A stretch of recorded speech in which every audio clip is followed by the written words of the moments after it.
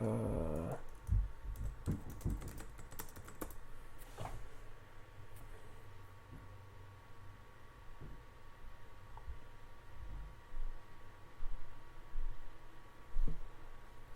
see. Oh, no, not yet. Oh, there you go. Now you guys should be able to see me. You guys good? Wow, I'm in the green right now. That's nuts. It's working? All right. You guys can hear me all right? You guys can see me all right? Everything's good? There's no feedback or anything like that? Hold on, let me double check.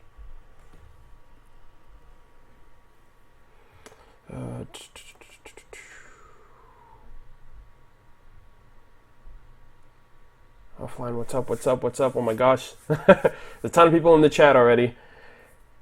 Holy crap. Okay, so... Oh my god. It's good? Okay. I figured out how to limit the speed of the chat right now. So, right now it's kind of ridiculous. So, oh wow, 400 people here already? I literally just queued up. Dude, the Volume 4 hype is so real. Holy shit, that's insane. Okay. So, what I'm going to say before anything, I'm going to say this before anything right now. I'm going to have a video out tomorrow discussing my live reaction upload schedule for RWBY Volume 4, specifically because Rooster Teeth tweeted out to a bunch of people on social media that any videos that go uploaded for RWBY Volume 4 live reactions will be blocked on YouTube until it's available on YouTube. So until RWBY Volume 4, until whatever episode of RWBY Volume 4 is available on YouTube, people can't upload their reactions. They can't upload footage. But because I'm doing a live stream discussion, I can use screenshots and just talk about it generally. So my reactions will basically be uploaded the same day that it comes out on YouTube, which is basically a week behind for everybody else who watches it on the Rooster Teeth site and stuff like that. So that's the first thing that I want to just get out there. I'm going to make a formal video about it tomorrow because I've been getting blown up on Twitter and on my YouTube messages and comments of my past videos, people asking me when I'm going to upload it. And the format and policy is different last year than it was this year. Last year it was just a 24-hour difference between like Rooster Teeth site and then the general public like Crunchyroll and YouTube. And now this year it's first members, 24 hours Rooster Teeth site, a week later everywhere else. So out of just the respect for Rooster Teeth, they're an awesome company. They let their fans use their IP and their work to make content. So yeah, so that's just something that I'm gonna be working into. Yeah, so for the most part, I don't mind it because it gives me an extra week to work on videos like reviews and like I'm doing like 2 reviews. I'm doing one for the episode and one for the opening. So it kind of frees up an extra week of time for me to get the editing done. I already recorded my reaction. I've already edited it. It's literally just sitting on my computer waiting to go live. Yeah, they instantly get taken down. So what I'm going to do first, before anything else, is I'm going to implement this slow chat feature. Because apparently there's 500 people in here. And the chat, I literally couldn't even keep up with the chat. It was literally impossible. So I just want you guys to be aware and understanding of the fact of the slow chat. It's just so I can keep up with what people are messaging or what people are typing in the chat. And if anyone's having conversations with anybody else, they can see what's going on. There's 575 people in here. And I'm just going to wait. I'm going to give it like another 5-10 minutes for like more people to get the notifications, more people to join the stream. And we will start with the we will start like with the discussion. But basically, if you guys are new here, if it's your first time, I usually just do this. I do like a screenshot on the side and we talk about whatever it is that we see. Let me just double check to see how far. Oh, look at that, the Ice Queen. So there's that. And this is a special treat for you guys. And I promise you guys, this was created before Volume 4 came out. Like, this was already created. This was created months ago. My friend Cardo, he does most of my screenshots for me, and I asked him to make me like this screen image in case like I have to leave off of my screen real quick and I don't want to just leave it like with an empty room. So this is the image that you'll get like if I have to go get a drink or if I have to go to the bathroom. This is the image that you guys are gonna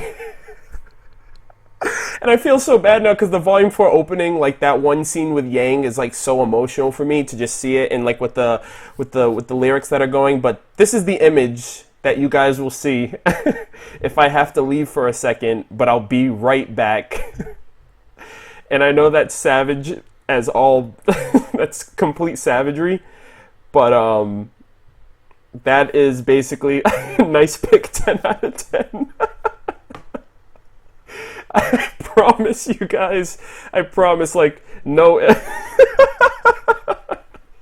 Yeah, the chat's just going crazy right now. God damn it, Barb. But yeah, so that's the chat that you guys will basically be getting. If at any given point in time I have to just go off to the side real quick. My nieces are downstairs. My brother's watching them. And that's the reason why the stream was long. The stream was supposed to start at 6 p.m. Eastern Standard Time. And then I had to push it back an hour because I was watching my nieces, and I didn't want... And because I was watching my nieces, I couldn't like keep up on like the screenshots that I needed and to set up OBS and everything. So the stream got delayed by an hour, and then it got delayed by an extra 30 minutes because then I had to play catch up and just hurry up with all the videos and clips and stuff that I wanted to get. But yeah, so what do you guys think is more reasonable for just me kind of moderating the chat in terms of its speed? I can basically set parameters for every certain, for like one comment or one like post per 30 seconds. So every 30 seconds you can post something, every minute you can post something, every 2 minutes you can post something. I don't want it to be too long, but I don't want people to kind of like spam the chat. And if you do have any questions, save them until the end, because at the end I'll put like the maximum amount of time for the slow mode on the chat, so that way I can read everyone's comments. Because to be honest, it was very self-conscious for me. A few of you guys were kind of concerned of the fact that there was tons of people in the comments, there was tons of people in the chat, and I couldn't reply to some people's comments. There were some people that were sending the same questions, you know, in the chat, and because last time I did this was the Volume 4 character short, the last time I did this, there was some people that were like, I've kept asking the same questions, you're not replying. It's like, I'm one person trying to entertain and keep, the interest of 500 plus people, and it's just impossible for me to kind of pick yours out of the crowd. So when it comes to Q&As, I'm going to put the chat to probably like a minute or even 2 minutes, so that way I can get through like a plethora of questions all at once. A minute to be fair, 30 minutes, 45 seconds. When it comes to the Q&A, I'll probably do like a minute plus, like 90 seconds maybe. But I'm kind of calling it on you guys to kind of just be understanding. Like, send one question, wait a while. If I reply to it, that's great. If not, you can send another one. But I just don't want you guys to get spammy. And there are some mods in the chat right now, but it's kind of like on a whole nother level, because how many people are in here? I don't even know how many people are in here. We're at 656, which is insane. So we're at 656 people. I've never had that many people in the chat before. So this is kind of something that is overwhelming right now, and there's only so much I can do because I'm in front of the camera entertaining you guys. So, yeah.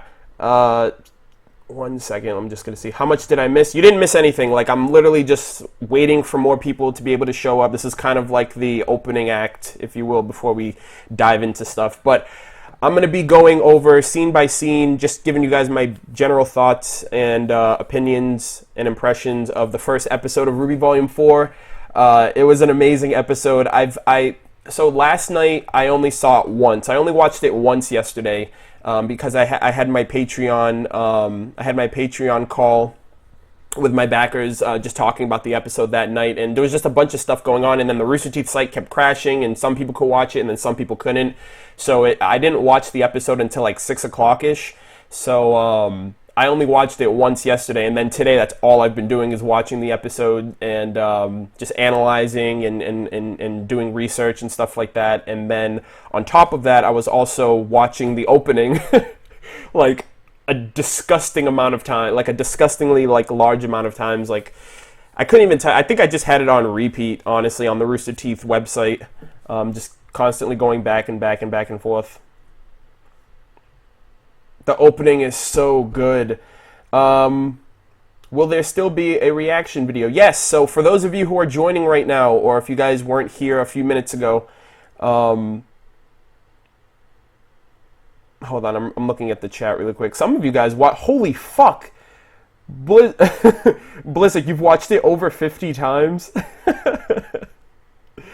Let me ask you guys, are you guys Team Junior or Team Ranger? Which one do you guys prefer? Rip repeat button. Yeah, like I just smash that replay button. Oh my gosh. I think the song is called Let's Just Live. That was in the chorus, and those are the last lines of the song itself. Oh, yeah. Oh my gosh. Yeah, 700 viewers. GG, like rip the freaking chat box right now. It's just going crazy. Ranger. Oh my god. Jesus Christ. I can't even keep up with that, like... Okay, guys, let's bring it back down. Oh my god. Let's bring it back down really quick. But, so, before I start anything, the audio's good, the video's good. Is the syncing an issue at all? I just want to make sure everything goes off without a hitch before I start anything. 720 viewers. Thank you guys so much for joining. GG, rip, bring it on. Rip chat. Everything is good? Okay, still good.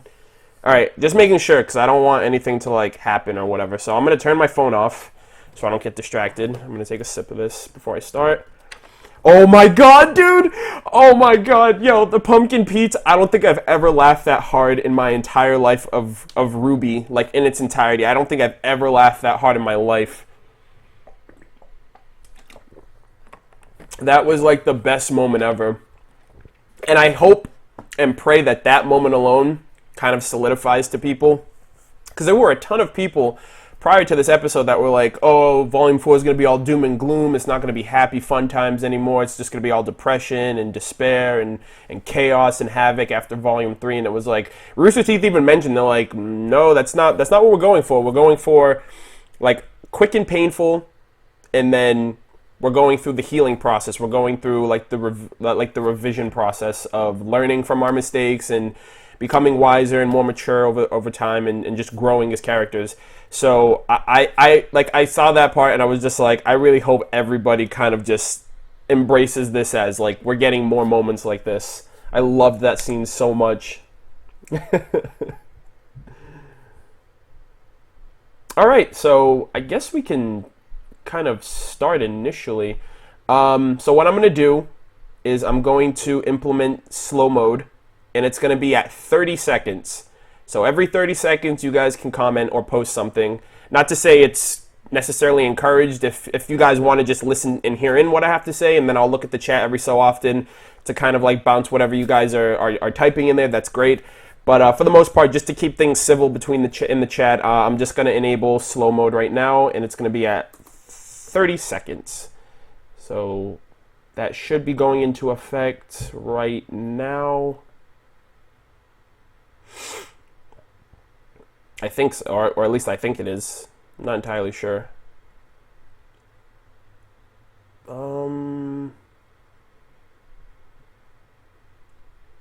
I can't tell if it did or didn't, but I just enabled it, so it should be in effect pretty soon, if not already. Huh. Spoilers. Oh yeah, so slow-mo guys.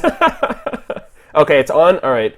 Alrighty, just double checking because it's the first time this is the first time that I'm using it, so I just want to be sure that it's going accordingly. But as per you, obviously, if you're watching this, there is going to be Volume 4 spoilers of the premiere episode of Volume 1. You can watch it now on the Rooster Teeth website.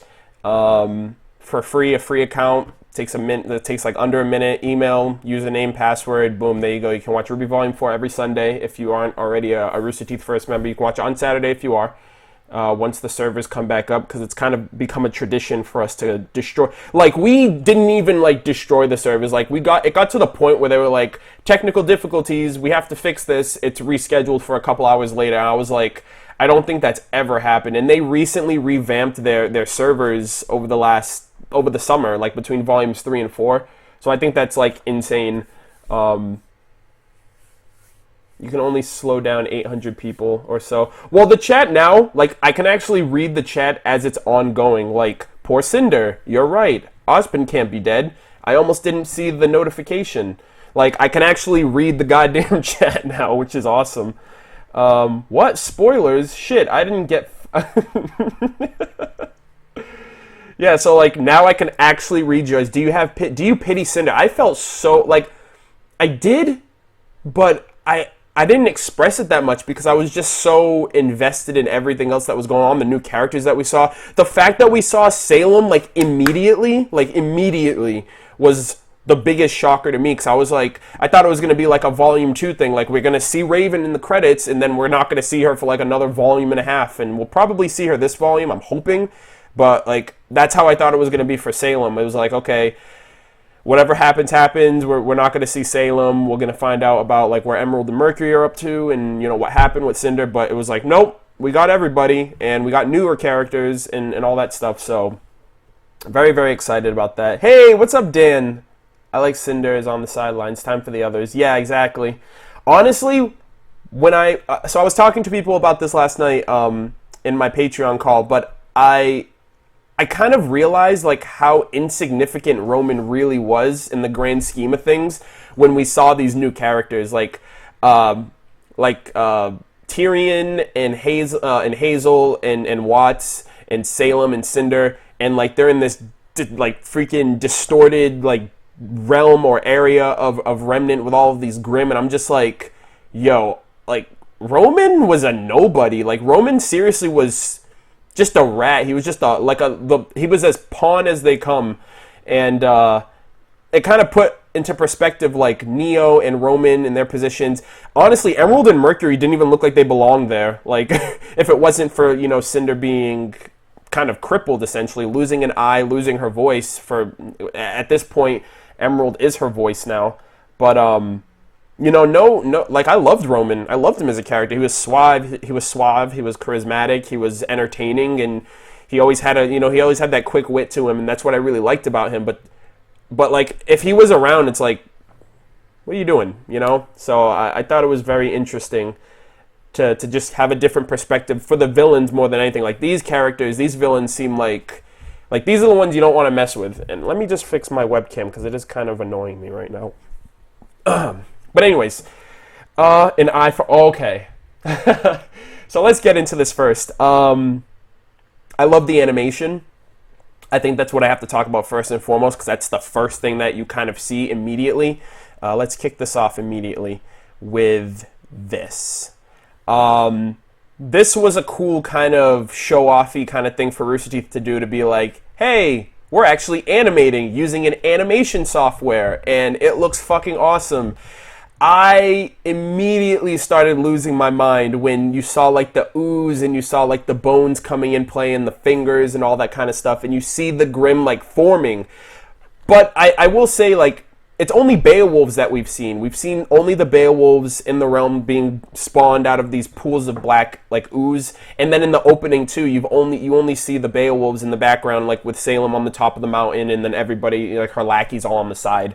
But the fluid dynamics, like not just right here, like you see it and you see like the rendering, like you see the reflection, like as the camera pans all the way up to like the landscape of wherever the hell they are. A lot of people are inclined to believe that they are at the Dragon continent, because that's the only continent in the world of Remnant that wasn't explained. It was just kind of left alone.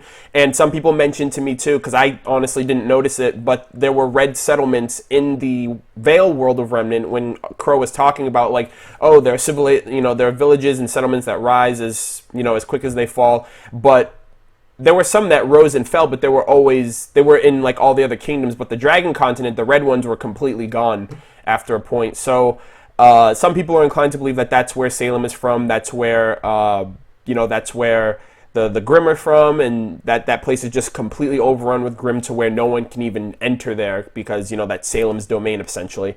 So I'm kind of inclined to agree with that because it seems like they have their way around. They're like, okay, you go to Mistral, you go to Adam. It's like, okay, well, you're on the world of Remnant. It's not like you're on a different planet or something or a different dimension, or at least I don't think that's the case. So that's very, very interesting to just kind of get that initial viewing of the Grimm to see, like I said, like they're spawning and they're coming to life. And it looked so sick. It looked so awesome to just see this Grimm like come to life, and then they just like walk out like they're like drones or something. And I don't know if this is Grimm being created, because usually certain Grimm don't have the bone structures, but these already have like the bones on the spines, the bones on the sides, and the bones kind of give an indication of their age and their growth. So Stephen Taylor, what about the reaction? My reaction is going to be uploaded next weekend. Rooster Teeth has instructed reactors to not upload any footage of RWBY Volume 4 until it's made available on YouTube. There are people who have already gone ahead and uploaded those, and their channels are being their videos are being blocked worldwide, just because Rooster Teeth wants people to kind of take advantage of the fact of viewing it from their site first and having all of the attention and attraction to them before it's accessible everywhere else like Crunchyroll and YouTube. So I'm gonna make a video about it tomorrow to kind of address it for the most part, because there are a bunch of people who are still wondering, hey, are you doing your reaction, or I can't wait for it, or I've been waiting all day. And it's like, I feel bad about it. It's not bad for me because I'm creating like a bunch of different stuff, so I can use any extra time that that I can get. I feel bad for you guys because I feel like you guys are more anxious to kind of see how the fandom, or how like your certain YouTubers who watch RWBY kind of react to it. Like personally, I'm looking forward to like Remnant Productions. I'm looking forward to Stardust. I'm looking forward to the Flaming Sharks reaction. The Renegades when theirs comes out. I'm honestly looking forward to everybody in the community's reactions, but it's just the fact of I have to wait just like you guys when it comes to that, but at the same time I'm also making videos that other people are anticipating. So for anybody wondering, that is the case. So first and foremost, like I said, I love the animation. I think the animation's incredible. It is very and like now that we've gotten like a massive leap in like technological kind of things that they can do. They have better particle effects. They have better lighting, especially, and I'll get to that in a minute. Like they're actually animating into the work instead of like 3D models that are then made to that are then manipulated to imitate animation. So that was like the first thing that I immediately loved about it. And I think this one is, so then this here you have like the landscape, and this is, I guess she was like on one of those random cliffs at the end of Volume 3. Because this is obviously the realm that she was at. You see all of these, what looks like dark dust crystals, which I don't know what they could possibly be, but they seem to be exclusive to this place, and they're all over the fucking place on top of that. But I really liked this shot too. It just like with the moon in the background and like just the ominous kind of vibes that were being given off of here. Do you like Salem? I'm very intrigued by her. Like, I still want to know her genetic makeup. I want to know, is she a Grimm? Is she a human turned Grimm? Is she some sort of experiment? Like, what is she, or where did she come from, and why is she doing this? I honestly think, when you think about it, if she's honestly from the Dragon continent, that would kind of make sense, because so far, like, the other World of Remnants have mentioned, like, the Four Kingdoms stand as beacons of hope, like the light in the darkness, and maybe that light is kind of what's pushing her away, like kind of isolating her and the majority of the Grimm to that Dragon continent. So that's why she needs lackeys to kind of go and knock those lights out, like to take out the Beacon Tower, to take out the Haven Tower, which is what they're going for next. And essentially, once all of those lights are gone, darkness will return. That's basically what she said in the first episode. I forgot what it was.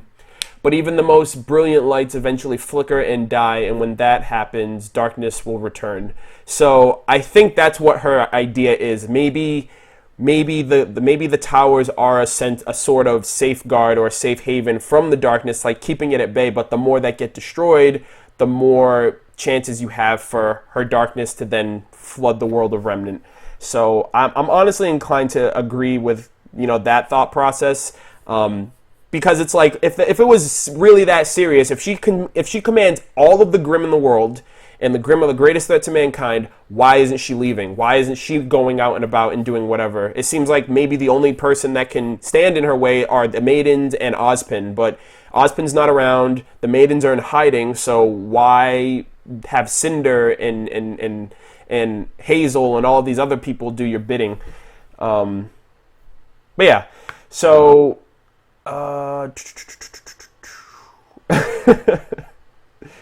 but yeah, oh yeah, and the fact that, oh my gosh, I'll get to that. So moving here, we see Emerald and Mercury first, and I started flipping out essentially because like we haven't seen, like, they're some of my favorite characters in the show, based on Volume 3 essentially, and more so I'm the one, they're basically their theme.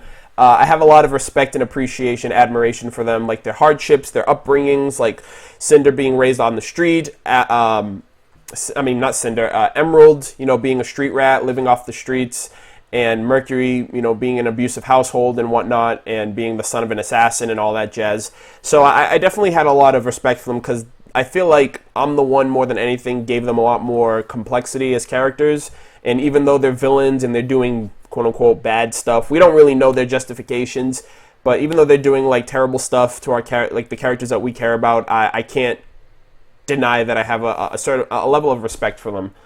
So Sasuke. But yeah, Mercury's eyebrows. But yeah, so like this was kind of jarring for me at first to see them in the new animation, because we only saw RWBY from the character short, and then you could also say we saw Team RWBY, like Weiss, Blake, and Yang at the end of the character short, which didn't really do much in terms of seeing what they looked like animated and in the final product. But this was kind of weird for me to see, because I was like, they're obviously themselves, but it took a while. It took a while for the new animation to kind of click with me. Just because it felt completely different. Like I felt like there was more 3D dynamic to like their movements and just their overall structure. I don't know. It felt very jarring at first. And nice shirt. Thank you very much. This is the RWBY Halloween shirt. The Halloween 2016 shirt that it came in the other day. I got the poster with it, to like the matching poster. But thank you. But yeah, so so like I said, Tyler Kim, you just said it. Emerald looked terrified. I honestly think, Mr. Happy Sad. Honestly, I feel like they have no business here. Like, what are you guys doing here? Like, I think my friend Jackson said it. I think my friend Jackson said it yesterday. I think it was either him or someone in the call yesterday. They were like, it was like at one point, Emerald kind of was just reflecting, what did she do wrong in her life to end up in this spot, or in Mercury. Like, Mercury seemed more annoyed than anything. Emerald, like, looking out the window was just like, what the fuck is this? Like, what have we gotten ourselves into? And Mercury literally just looks pissed off. He's just like, what the fuck? And she's literally, like, scared for her life. So, like, I really don't know if there's no going back at this point, because, like, what is the benefit? Like, what is the benefit? Like, seriously. Like, what is Mercury getting out of this?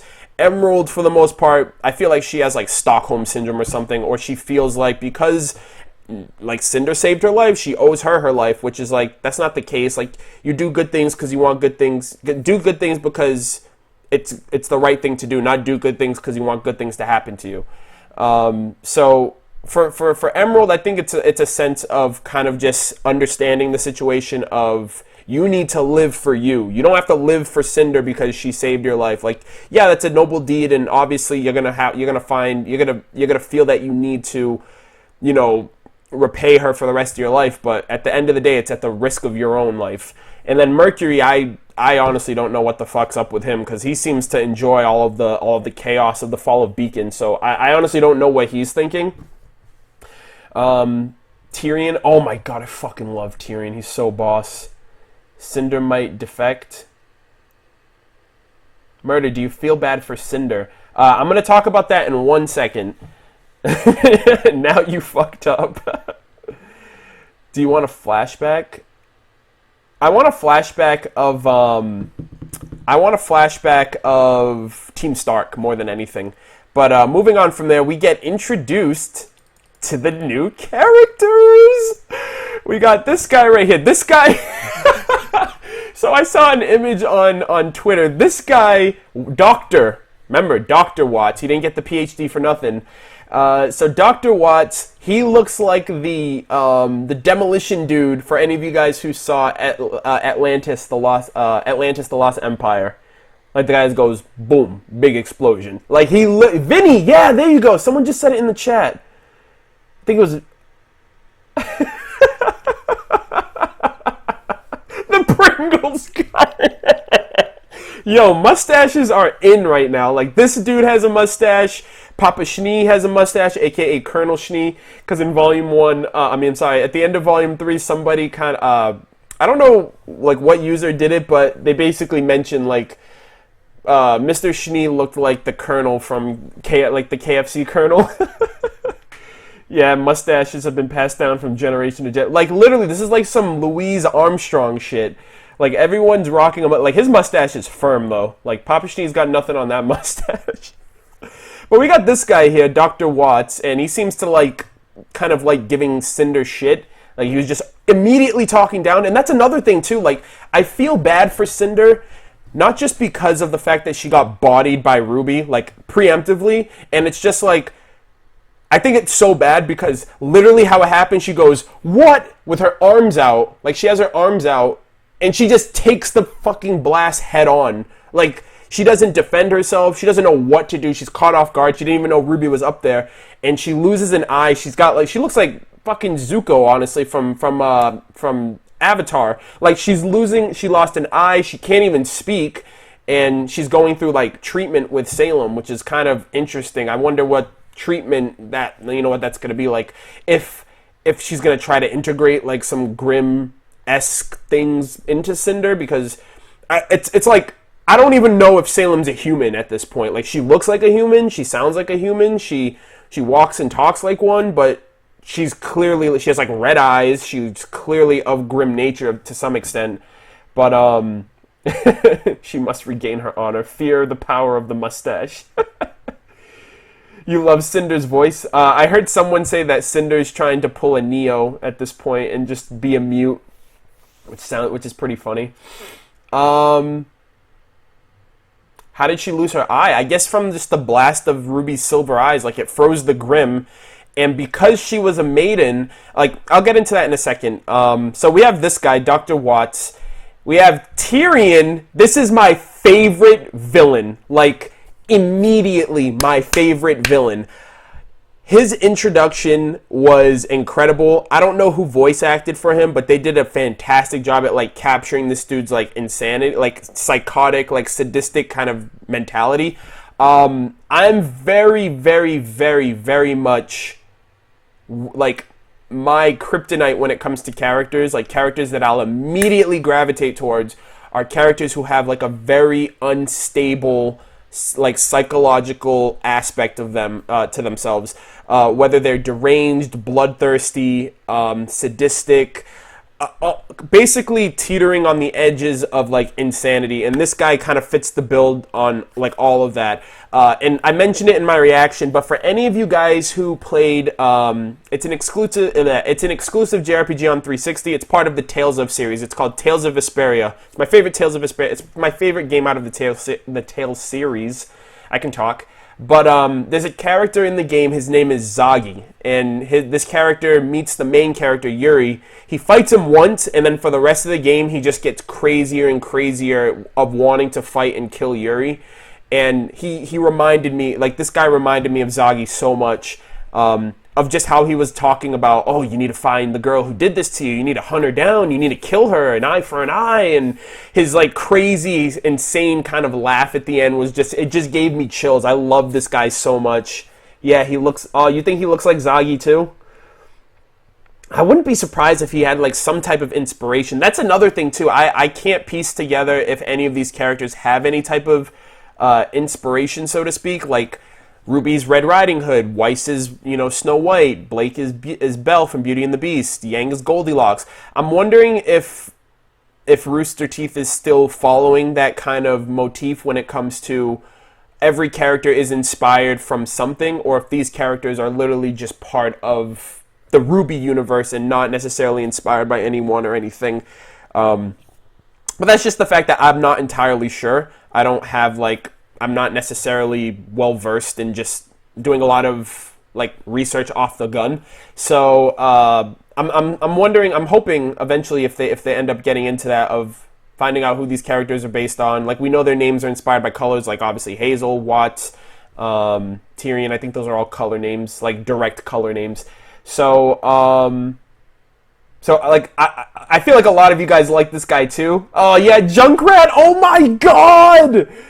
Junkrat from fucking Overwatch! I did not think of that. I was just playing Overwatch earlier today too. Like crazy dudes like Illumi from Hunter x Hunter, and like you said, Junkrat and Zagi, and I think every Tales game has that kind of sadistic, kind of crazy character. I think Tales of Zestiria, I never got the guy's name because I didn't play that far into Zestiria. I just didn't really like the game that much. But there was this crazy Fox dude. I think they only called him the Fox guy at first until he had a name. But he had like a red and black kind of color scheme to him, and he again was very crazy, very sadistic. Tales of Zestiria had that same thing too with the dude or the chick that you fight immediately at the beginning of the game. It's like I love characters like that. So Kimberly, yeah, oh my god, dude, yes, I fucking live for these characters. Tyrion is a shade of purple. Okay. Oh yeah, Jackson mentioned that yesterday. Like, Tyrion is like literally like the essence of the color purple. Yeah. Oh my god, he looks more like Kimberly because Kimberly has his hair tied up. Someone just mentioned that in the chat. Oh my god. Oh yes. Who just said that? Anime girl. MVP. He sits like this. He sits like this. He sits just like Elle from Death Note. Oh my god, I noticed that. I completely forgot to mention that in my reaction because I noticed that like in my head, but he sits just like Elle from Death Note. Oh my god. I can't believe that, dude. Like, I love Death Note's was my favorite anime for the longest time until Hunter x Hunter and Full Metal Alchemist came along. It's my third favorite anime. But again, he sits perched up like Elle does. I think that's incredible. Josh Garrell, I have to go on Twitter and just tell him how much I fucking fell in love with his character. It was like love at first sight. You just look at his eyes. You just look at his eyes and he's just like insane. This is how I'm gonna sit now. Well, apparently Elle mentioned that he sat like that because if he didn't sit like that, I think his efficiency would kind of deduce by 40% or something like that. So he had a reason for everything that he did. Elle is kind of sane. He's got an unorthodox way of doing things, but it gets the job done. Death Note is highly disturbing. I don't know why I don't know why I finished though. Oh really? I really liked it. When are you going to upload your reaction? So anybody who's wondering about my reaction videos, I guess I'm going to have to just mention this every so often, but tomorrow I'm uploading a video talking about it, but Rooster Teeth doesn't want anybody uploading footage of the RWBY Volume 4 series until it's available on YouTube. And it's not available on YouTube until a week after it premieres on the Rooster Teeth website. So unfortunately, that's all I can really say. My reaction will be out next Saturday, I believe. I've already recorded, I've already edited, and it's sitting in my computer, thank God, because I can actually do that now.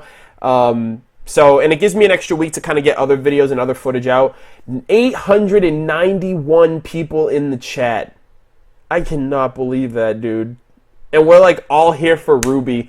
I'm not gonna lie, I started bawling like a baby 2 minutes into my video because it was so overwhelming.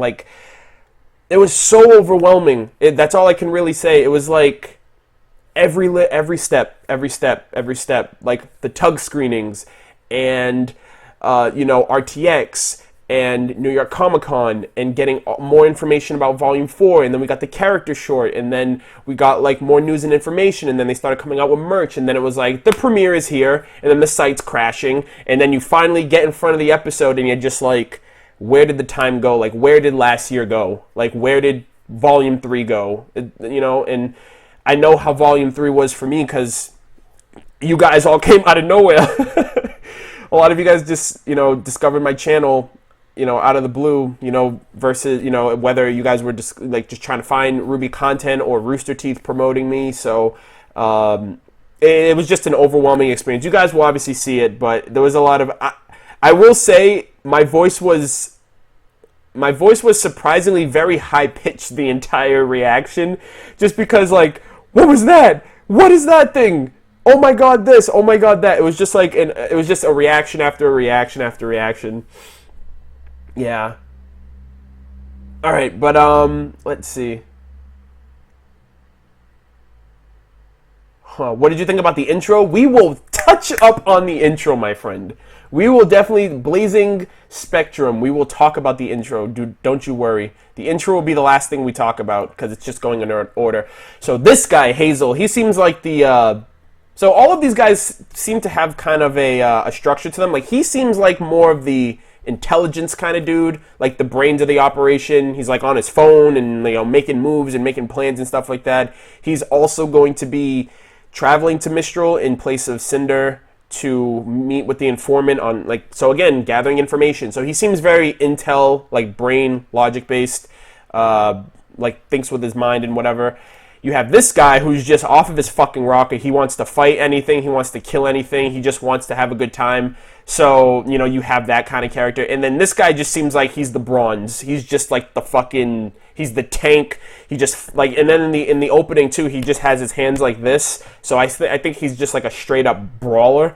I'm wondering, besides Tyrion, because we see his weapon in the opening, like the instant questions, what are their weapons? What are their semblances? Like, it's things like that kind of really make me want to understand more of these characters, because like Cinder's the Fall Maiden, so she's got her own thing going on. She's got to heal up, but she's got her own thing going on. So it's like, what makes these characters an asset to this whole plan? Like, what do they bring to the table? Like, what do they themselves bring to the table? Or even more importantly, what are they in it for? Because at first I thought Cinder was in it because, you know, she wants to be feared, she wants to be powerful, she wants to be respected. These guys seem like they have everything under control. Like, these guys seem to be more fortified than Cinder if she has that level of insecurity to where she needs Salem's help to get what she wants. So, Hazel equals Roadhog. Etchy. Yeah, Team Witch. I mentioned that on Twitter. But you have W for Watts, you have T for Tyrion, C for Cinder, and H for Hazel. And Team Witch would kind of make sense given the fact that Salem is inspired by the Wicked Witch of the West in The Wizard of Oz. And she's at a war with Ozpin, who's inspired by the Wizard of Oz. So I thought that was pretty cool, too, to kind of have that revelation. Tyrion equals Kefka. Wow, that's pretty cool.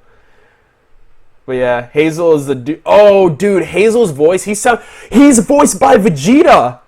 Christopher Sabat, I think, yeah, that's the guy who voices Vegeta. Like, his voice was just so fucking awesome. He was just like, as you wish. Like, if that is what you wish. I was just like, he's just so awesome. He's so cool.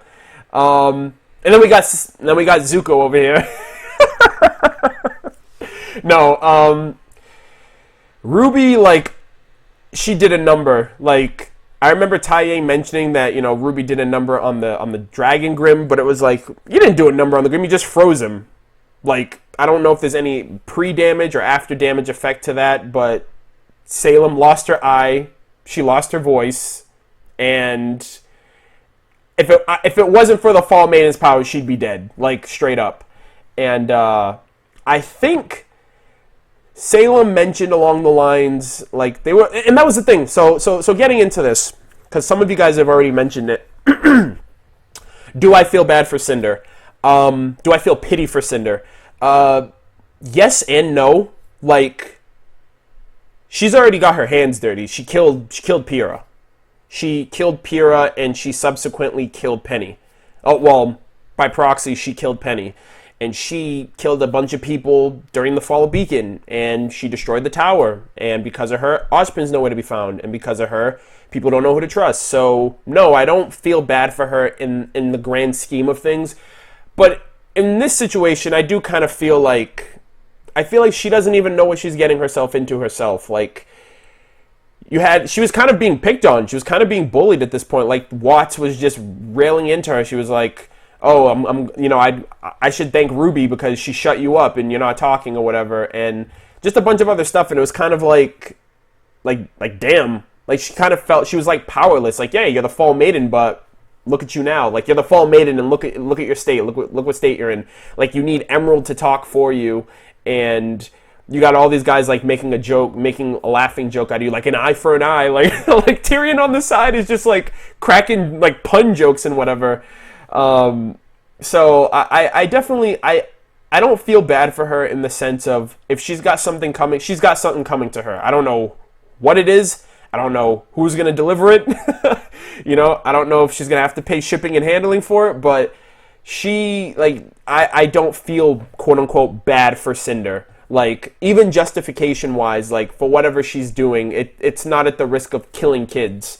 So, or whatever. They're kids regardless of the profession that they want to go into. Like, Pyrrha was only 17. So, but I didn't feel bad, but I was just like, I noticed that she was kind of getting picked on based on the situation of everything. Like, with everybody else being like, wow, you lost a fight to a freaking huntress and you're the to a novice silver-eyed warrior who tapped into her powers, didn't even have control over it, based on the power that you have. So that kind of speaks on the level of what these guys are like, because it seems like these guys are like, oh, we could have dealt with it, we could have handled it. And that kind of brings me to this situation right here. And then I think Salem's the next one. Yes, we have Salem. First off, I clipped this screen right here because I liked the lighting. I like the lighting effects a lot, of the moonlight coming in through the window, the candle light like right between them two. I don't know why. I just really like that. It was just an attention to detail that I was like, wow, like this. It kind of makes this scene a lot more powerful because they're just like in this freaking castle hall and just talking, and you have all of this kind of like not ambience, but just surrounding effects that kind of make the scenery a lot better. And then the OST was really good too. I think it was like a reprise version of Divide. So I mean, you had that going for it too. But Hazel mentioned that they've dealt with Silver Eyes in the past. She meant, I think it was Watts said something along the lines, well, essentially they just got into talks of like the Silver-Eyed Warriors and like how could Cinder lose with that power, and then Tyrion was like, yeah, we've dealt with their kind in the past. So, their kind, which means more than one. So, okay, so there's either the Silver-Eyed Warriors have either gone extinct, like these people have been like cleaning up house and like exterminating them.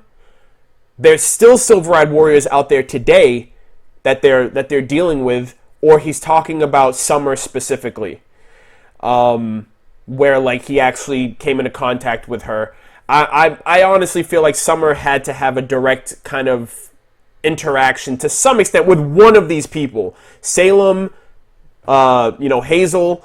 Or somebody, like somebody here, like for her to die as a Silver-Eyed Warrior and die like on a mission is very like, it's like, no, she didn't die from natural causes, somebody killed her. So that like sent up some signals of kind of wanting to understand more about that. And that was the question that I had too, like, is RWBY the only Silver-Eyed Warrior out there? If not, are there others in the story? Like, are there others in the world of Remnant present? Are we going to ever see them? Do they have any type of identity? Like, is there like a group of them? Like, do they all stick together or whatnot? So that was something that I wanted to understand and learn about. Stacy X RWBY, thank you so much for sticking around. You have a good night. Hopefully you enjoyed your stay. So yeah, moving on from there, we have Salem, who kind of, like I said, I'm very, very, very, very, very, very surprised that she was introduced in the first episode immediately after her reveal at the end of Volume 3, because I don't think, well, I mean, at the end of Volume 1's credits were kind of like Cinder and Emerald and Mercury, and then they were introduced in the first episode, but they weren't the king, like they weren't at the top of the food chain. She wasn't the Black Queen. It was Salem. And then the Volume 2's ending was, okay, we finally know who Raven is. We know what she looks like and whatnot. And we haven't seen Raven in the entirety of Volume 3. We've only heard about her, and we saw a picture of her.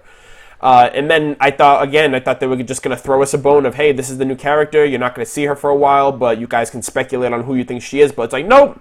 You're going to get a tour of her domain. You're going to find out about more of her lackeys. You're going to get more understanding of her plans.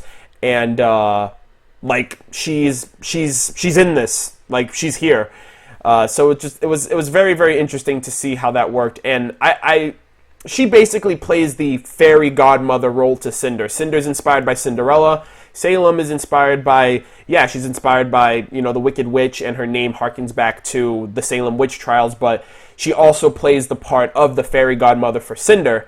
And she was kind of doing some, damage control when it came to, like, sticking up for her. She was like, she became the Fall Maiden, she destroyed the tower, and she killed Ozpin. Like she didn't kill Ozpin.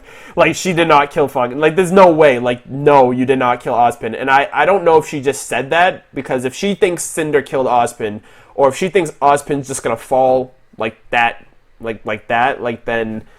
I don't know. Then she already has her days numbered if she's gonna sleep on Ozpin. Like, Ozpin is too enigmatic. Ozpin is too mysterious. We know nothing. We know nothing about the headmaster of Beacon.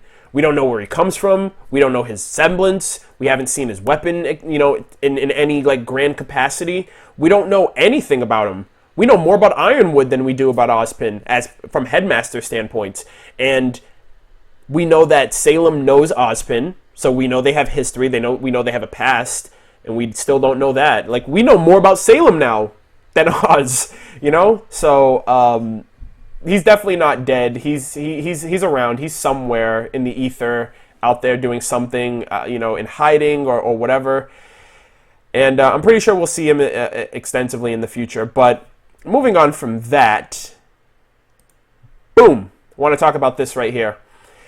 We got Tyrion, Hazel, Watts, Cinder, and we have 2 extra seats open.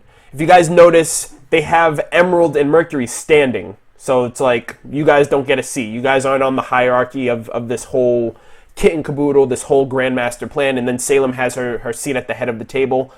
So that means there's 2 people missing. Some people speculated maybe Adam. I don't think so. He's in this by force. Like, Cinder has him on a leash at this point, based on the fact that that's how she recruited him. She was like, yo, you can either help me, or only one of us will benefit. And she kind of took him by force after she got the Maiden's power. So it's not Adam. It's not Roman. Like, obviously no fucking way on God's green earth would it be Roman or Neo. So we have 2 missing links. We have 2 characters that we don't know about. My guess is one of them may be the informant that Cinder was supposed to meet in Mistral, but then Salem told Watts to go to Mistral instead. So I'm inclined to agree maybe that's one of them, an informant, or like someone that's under kind of who's undercover basically in Mistral for them. I'm not entirely sure. Just because, even though, to have a seat of power here would be okay, well, you should be more than just an informant. But Raven is another one. I see some of you guys in the chat mentioning that. I would like to think Raven would be a good candidate too, based on the fact of I wouldn't want to be around my kids either. I wouldn't want anything to do with my kid.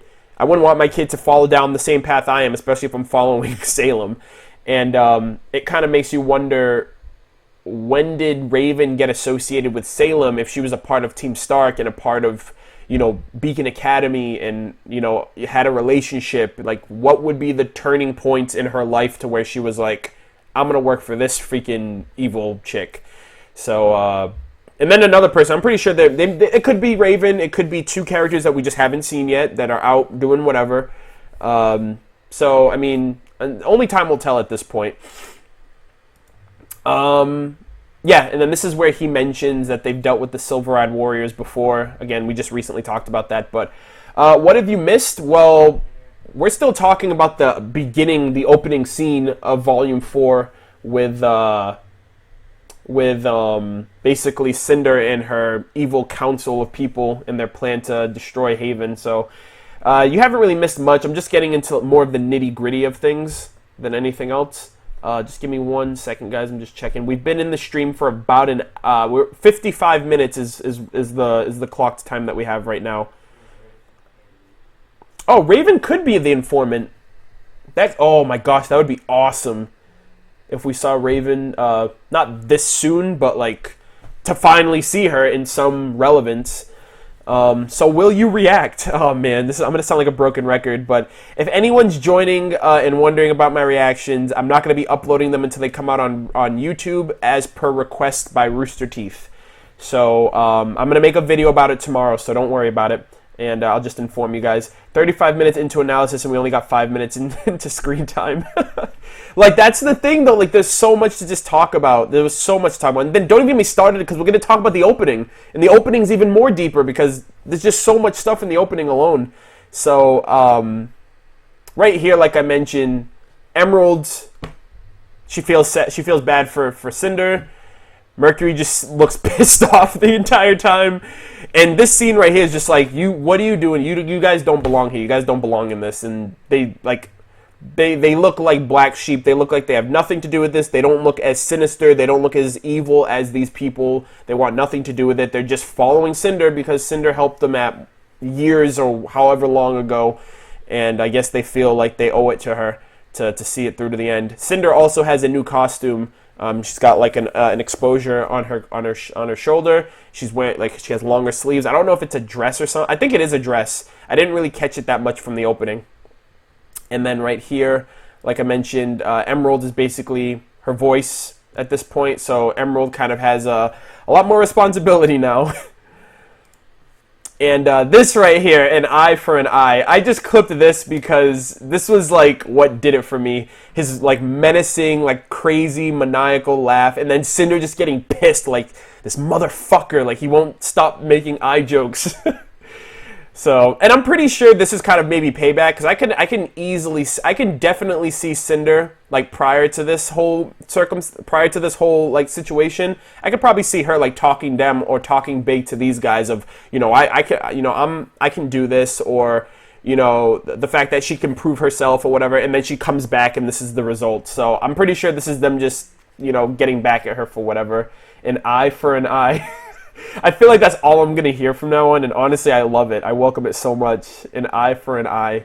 I freaking loved it. Actually, you know what? Give me 1 second. I definitely want to put that... I definitely want to hear that right now, and I'm going to put it on the mic for you guys to be able to hear it too. I'm going to get it on RWBY Volume 4. Oh my gosh. I can't believe we're here. Volume 4 already.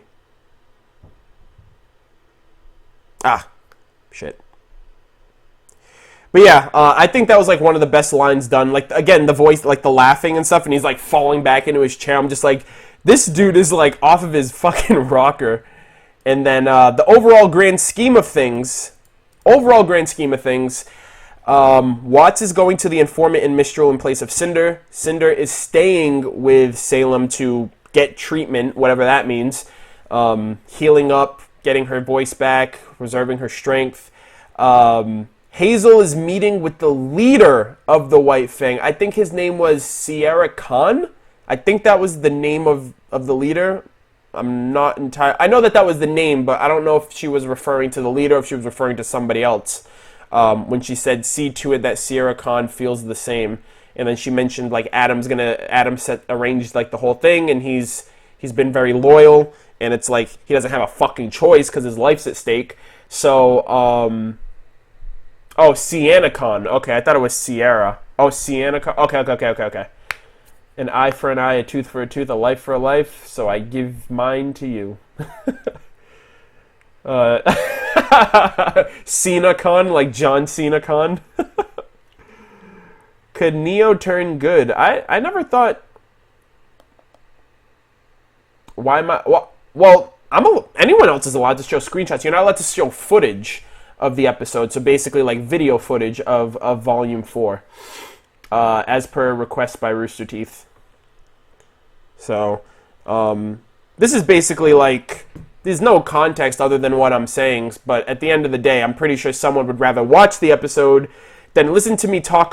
I'm an hour into talking about this. I'm only like the first 2 minutes into the episode. So, but anyways, yeah, so Hazel's going to talk to the leader of the White Fang, Sienna Khan, and then initially the Spring Maiden was brought up, and I think it was Volume 3 that I mentioned. I wonder if the Maidens are going to be like the focal point in the grand scheme of Cinder's plans and whatnot, because like, okay, we have 4 Maidens, one of them's taken down already, Cinder has her power, and are we going to have to eventually find the Spring Maiden, the Winter Maiden, and the Summer Maiden?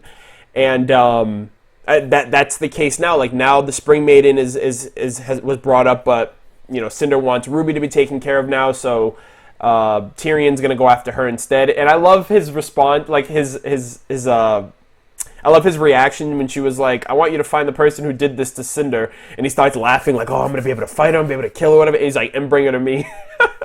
It was like his whole world just came crumbling down. It was very funny. Yeah, you watched the episode. I think I watched the episode 3 times as well. That's yet to be confirmed. Hey, Murder, did you catch the music that played at the very start of the Grimm emerging from... It's an instrumental of Merlot's theme from Grimm Eclipse. No, someone just recently mentioned that to me. I think it's called Lulis Natri or Natri. I haven't played Grimm Eclipse yet. I don't... my computer can't run it. And I'm saving up for a new PC, guys. That's another thing I wanted to talk to you guys about. I should have a PC by Christmas or after the holidays, like after New Year's. But I've had Grimm Eclipse since early access, but I didn't know my computer couldn't run it, even on potato settings. But Grimm Eclipse is coming to PS4 and Xbox One by the end of the year, so I'll be able to play it on one of those 2 consoles. So at the end of the day, I'll be able to, you know, get into that. And I kind of wanted to experience it in the game, not necessarily just listen to it from like YouTube if it's up on there or whatever. Yes, 720p finally. Yeah, so the Silver Eyes, like, it's not just effective for the Grimm, which is insane. Like, the Silver Eyes are like all, like, it seems like it's all encompassing, like it can hurt anybody, but it's super effective against the Grimm, and apparently it's a counter to the Fall Maidens, or to the Maidens in general. Based on what Salem mentioned, she was like, it's because of the Fall Maiden's powers, and she was like, you've been given a gift of the Fall Maiden's powers, but it comes with a crippling, you know, payoff for, you know, all that power that you have, which is like, I wonder why we never, it didn't explain that, so we didn't really understand or know it. But, give me 1 second, guys. Join as a guest. Let me find it. I need to find RWBY. Where are you? But yeah, so I find that very interesting that not only is RWBY basically can just body anybody now. Like, if she taps into her power, I'm not entirely sure if if Salem herself is nullified by it, because she seems like she's a Grimm, but we don't understand her at a biological, genetic kind of level, if she's a human turned Grimm, like I said, if she's an experiment, whatever, what have you. And their next target is Haven. Their next target is Haven in Mistral, which is where Team RWBY is going again. And I wouldn't... So, you know what this reminds me of, actually? This reminds me of Digimon, where... And you guys probably like, what the hell? Like, how did you come up with that? So, in Digimon Season 2, there were these 4 stones called the Destiny Stones. And these stones kind of maintained, like, all this, like, the peace and like the equilibrium and the balance in the digital world and the human world and just everywhere in general. And it was like, if you destroyed all of these, you would cause like a catastrophe.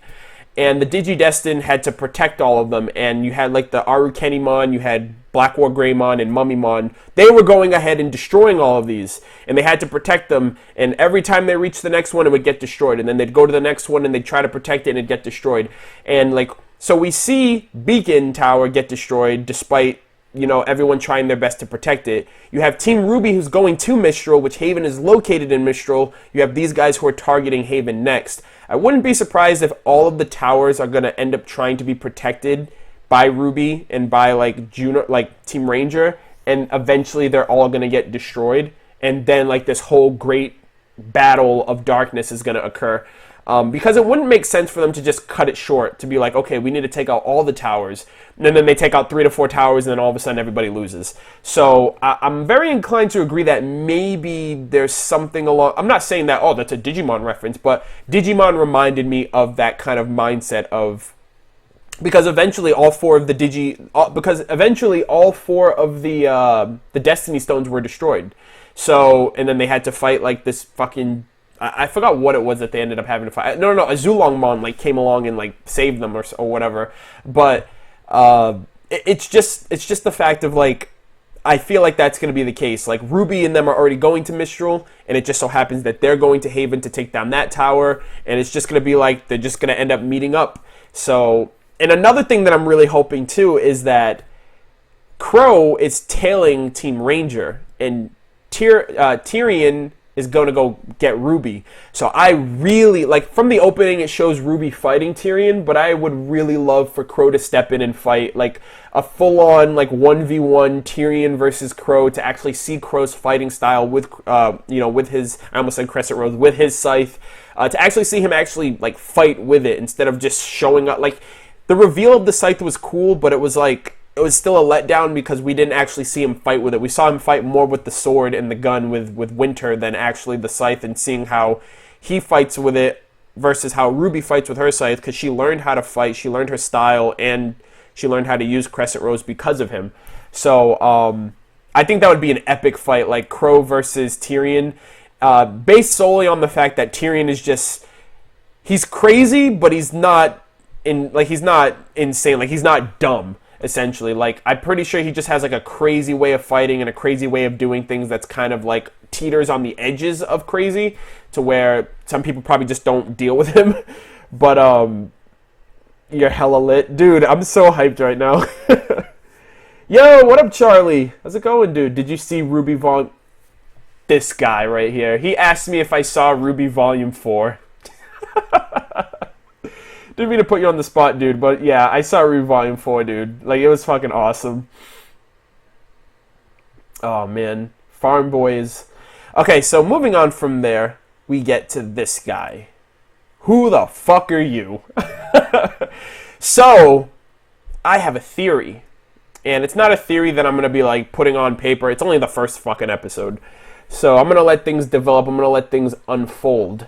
But, context clues. Subtle details, hints, the past. All of these can kind of give us an understanding of not necessarily who this boy is, but maybe a sense of influence of... I don't really know how to word it, but basically, he wakes up, like, in shock. Like, immediately after Salem's like, the next tower is going to fall, and this is our plans, and mwahahaha, and then, well, he probably woke up because he heard Tyrion's freaking maniacal hyena laugh from kingdoms away. But he wakes up as if, like, he senses something, and I don't know if that's maybe just the sense of, okay, well, some crazy shit just went down there, so we need to like emulate that fear, like, oh my gosh, I just woke up, I just had a bad dream or whatever. Or maybe he had like a vision of that, or like some clairvoyance or whatever. So this is a farmer kid, a farmer's boy, if you will. Doesn't look like a faunus. He's got like a cloth around his neck. Sleeps in a barn, lives like in a rural area, like grasslands, and this kid's going to work. He's going to work, he's tilling the land, he's, applying the manure, he's, putting up the water, and, I mentioned this in my reaction, because I was like, what is this? I was like, what is this? Like, why are they showing us this? They just mentioned the Spring Maiden. Like, they literally just mentioned the Spring Maiden. Like, hey, you're going to go after the Spring Maiden. And then they were like, wait, hold off on that. The Spring Maiden can wait. Go after RWBY. The Spring Maiden does all of this stuff. In the world of Remnant, of the story of the Summer Maidens. The Spring Maiden revitalized the wizard's crops and revitalized his garden. And this is what this kid's doing. Like it shows. He's getting water. He's, making like the manure or whatever. He's tilling the land. And it's like, are you the Spring Maiden? Now, I know maidens can only be females. So I already know about that. Maidens can only be females. Another thing that's kind of weird are his eyes. Or her eyes. I'm just going to say his or her. I'm going to use that interchangeably at this point. The eyes are weird too. Monty always mentioned, like, eyes are important. Like, Ruby's eyes are important. Yang's eyes are important. Like, when she changes, like, when she goes, like, Super Saiyan. Salem has, like, deep red eyes. So, eyes are very significant. Eyes are windows to the soul, if you will. So, his eyes, or her eyes, look very distorted in color. Like, the outside is one color, and then as you go in, the color kind of changes, which I guess could have some significance. But it's one of two things for me. Either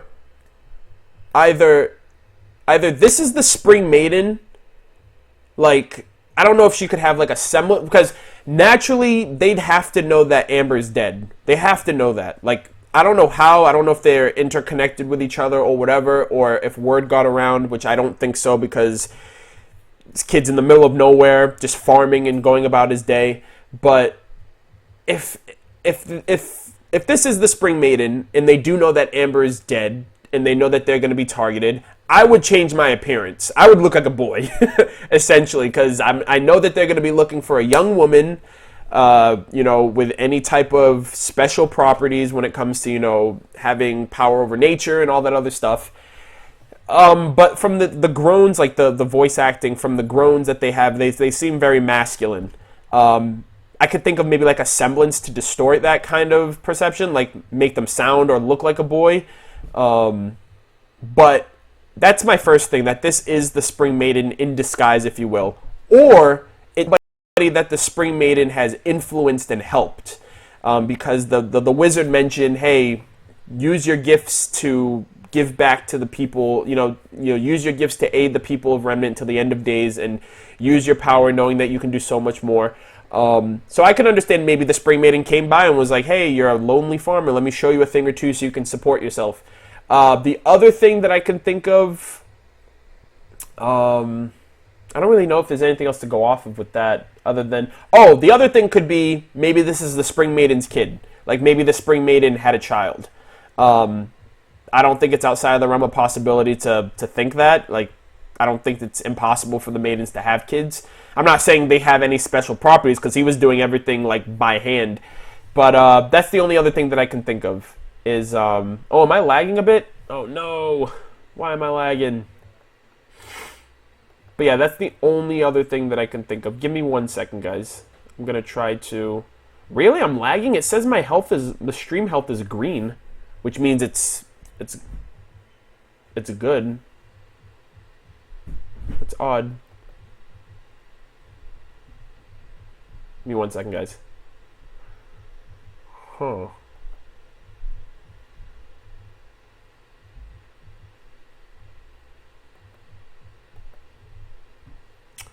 Let's see.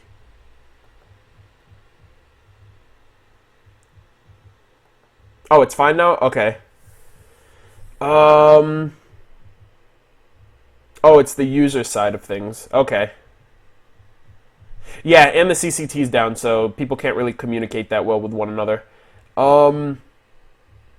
It's not that bad. Alright. No, I just saw I saw two people mention it, so I was like, let me just double check, make sure things are good.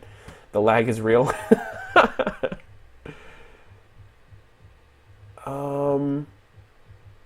Okay. Thank you guys for letting me know.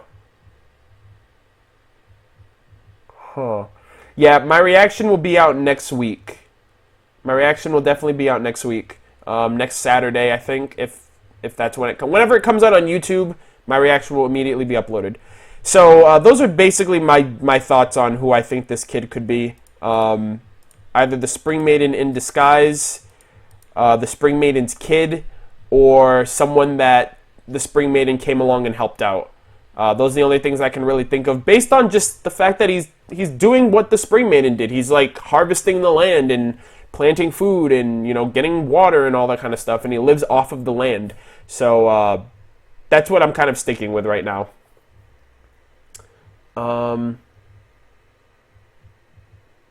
The boy could be Ozpin. How so? The boy is the wizard? Do you think it's possible for the... I mean, there's nothing to go off of for that. Like, it would seem like a cool, like, idea, but he can't just be a farmer boy? No, he can't. He really can't. Like, they don't show this for nothing. Like, you can't, like, no, I don't... I mean, he can be, like, because technically anything can be, but I don't believe that for a second. Like, this kid's important somehow. You don't just show a scene like that and then just leave it off as, yeah, he's just some random reincarnation.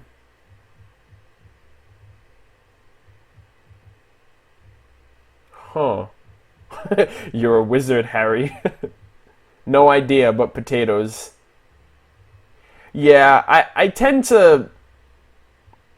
I don't know, I need evidence. Like, I can't just willingly be like, oh, that sounds so cool that I'm gonna look into that. Like, we don't even know Ozpin. We don't know what he is or who he is or what he's capable of or what happened to him to even have a sense of speculating that this could be him reincarnated. It's a shot in the dark, and it would be cool as fuck if that turned out to be the truth based on no information whatsoever. But like I said, I can only really go off of evidence, and based on what I just mentioned, I think it's more along the lines of something to do with the Spring Maiden in some way, shape, or form. But I'm not denying or rejecting the fact that this could be Ozpin. Who fucking knows? Only Miles and Carrie and Gray probably know. But yeah, so there's that. Moving on from there. I was so happy to hear Nora's voice before I even saw her. Like, her and Ren literally talking about Team Junior or Team Ranger. And it's so cool that they're actually conscious about it. Like, Ren even mentioned, but it's not a color. And I think that's so cool because that was originally Monty's idea for coming up with the team names. It has to either the name of the characters as well as the acronym for the team name has to either be a color, make you think of a color, sound like a color, or I think there was 4 things. It has to be a color, it has to sound like a color, it has to resemble a color, or it has to... I don't know, I know there's 4 of them, but I can only remember 3. But it basically alludes to color. That's why he was like, but Junior isn't a color. She was like, that's not right. There's 3 junipers, there's 1 ruby. So I thought that was really, really funny. Yeah, Ranger is a color. Ranger isn't a color? Yeah, it's a green. It's a green color. Junior is a name. We have a Junior in the show. I thought they would have gone with like Journey, like JRRN for Journey. But then again, like that's kind of a stretch.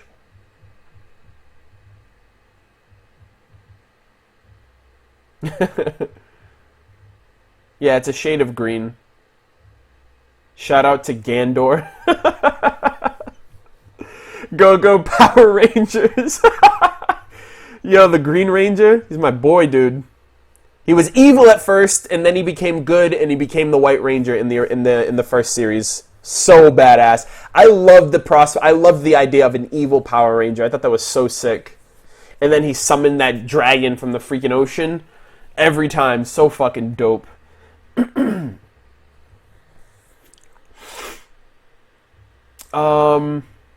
It's morphin' time. Alright, so I love this opening thing right here. Just seeing Ren and seeing Nora and hearing their voices again. Neith did a really good job with the voice acting for it. Like, obviously he's getting better because, I mean, he's just learning and getting the step of things after Volume 3. I really loved Ren's... Like, Ren was more... Like, he was in the damn show. Like, he was actually had lines and he had screen time, and I love that the most about just all of them, like learning over the last 6 to 8 months. They have team synergy, and all of them kind of shined in their own, in their own respects. And boom. So we go from that, and we come to this fucking Grimm. And I lost my goddamn mind when I saw this, because like everything that I knew about Grimm kind of just went out the window, because we've never seen anything but an animal Grimm, aside from Salem if she's of a Grimm status or whatever. But we've never ever seen something like this before. This looked like ancient. It was like made of rock, and it had like hovering like rocks on its back, and it didn't have any connectable parts. Like all of the rocks were kind of like hovering around each other to create this body structure. Regirock Grimm. Oh my god, that's clever as fuck. Holy shit. That is so awesome. What the fuck is that thing? This is a new Grimm, dude. This was awesome to just, like, this was the fight scene, like, and obviously you can't do Volume 1 without having an awesome fight scene of some sort, but, or you can't do the first, you can't do a premiere, I think every premiere has to be dishing out a fight scene in some way, but the Gorilla Grimm, the Grimm Golem, like, we've seen a Gorilla Grimm, we've seen a Wolf Grimm, we've seen a Pig Grimm, we've seen a Bear Grimm, we've seen a snake, we've seen a dragon, but this isn't an animal. This isn't a realistic animal. This isn't a fictional type of creature. It kind of made me think of, like, what are Grimm? Like, what are they? And even when you find out the true nature of this Grimm, it still stands. Like, we have a fucking poltergeist.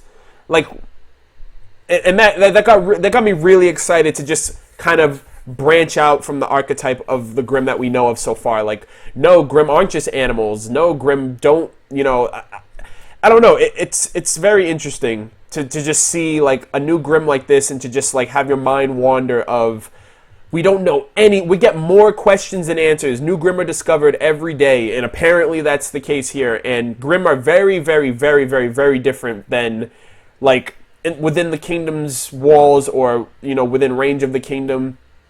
You have, like, the Bale, like, you have, like, the animal stuff, and then you come out here and you get, like, the more supernatural, like, high-end versions of Grimm, which is, again, I can't wait until we get to the point in RWBY where we get that moment where we find, like, a Grimm expert or a Grimm, like, enthusiast, and they just give us a fucking, I'd love an entire episode just talking about the Grimm, like, talking about their, or even Salem, like, Salem herself, like, she seems to know everything, or most Remnant. I would love nothing more to just learn about the Grimm for, like, an entire 20-minute episode of their structure, their origin, where they come from, why they were created, who created them, what kind of types are there, just basically every question that you could possibly ask. And this is where we kind of get Team Ranger kind of shining, and this is what I mean again, like, Ren actually putting in work for the, like, literally putting in work, not just the tournament match, not just fighting against some taijutsu, like some King Taijutsu, like in Volume 1, like, he's actually like in the mix with everybody else, and I really appreciate that, because, Monty voiced Ren, and for the most part, like, we got very little lines from him because Monty was always animating, and then, like, so, like, Ren never really got to shine, and I feel like a lot of people just kind of tossed him aside, like, as a character, aside from people who, like, have him as a favorite or something like that, just because he never got screen time, and he never really showed us what he was capable of in terms of fighting, so it's very easy to just overlook him in terms of, like, everybody else on his team, like Pyrrha and Nora, for example, but, like, here, he actually is using his weapons, he's more combat efficient, he's actually kind of making plays and being supportive,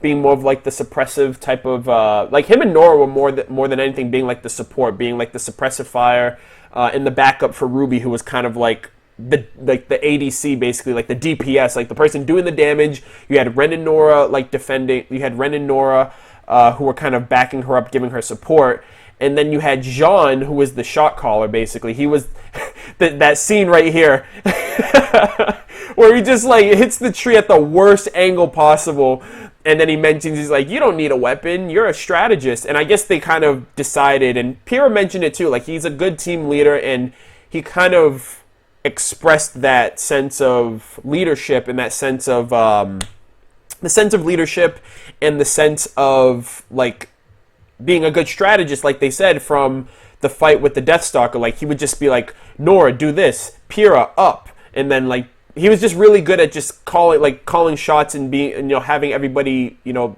being a leader, basically, having good leadership skills and leading everybody to victory. So I like, again, he didn't really shine in terms of, he shined in being like a distraction. And I mean that in the best possible way. Like, he was being a lovable distraction for the Grimm to give everybody else a chance to kind of win the fight. So I really did appreciate that. And eventually, like, I know for a fact Jean is going to make me and all of us especially proud, just because he's learned so much from Pyrrha. He's learned so much in this last, 6 to 8 month time skip, and especially how he turns out at the end of the episode, and even in the opening, what's expressed. He's come a long way. He really has. Like, from Volume 1, when you see him, he has so much more confidence. He's so much more, like, natural and not awkward or anything like that, and I love it. I absolutely love it about that.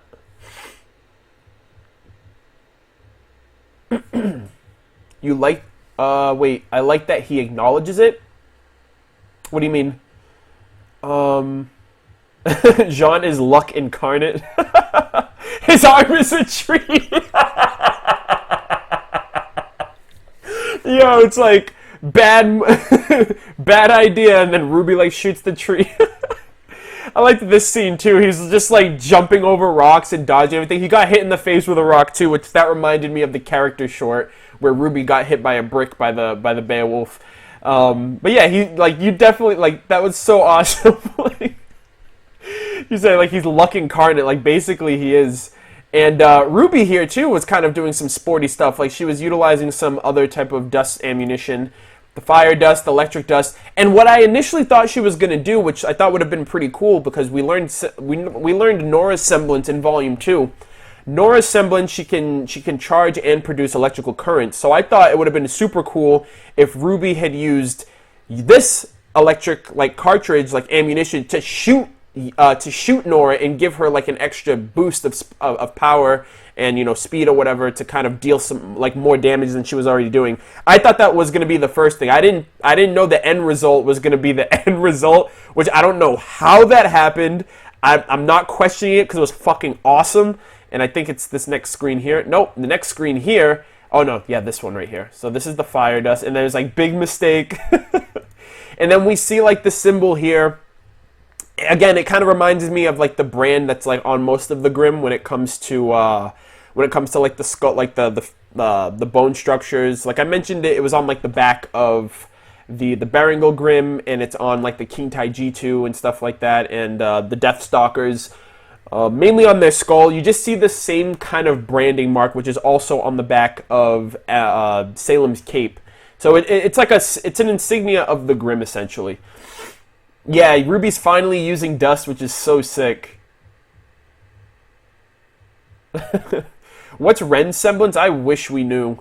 I really want to see Jean. Like, I feel like we need Jean's semblance. His semblance has been, like, teased since Volume 1. Like, since he discovered his aura and we found out about semblances. And then Volume 2, he's training with Pyrrha and trying to discover it.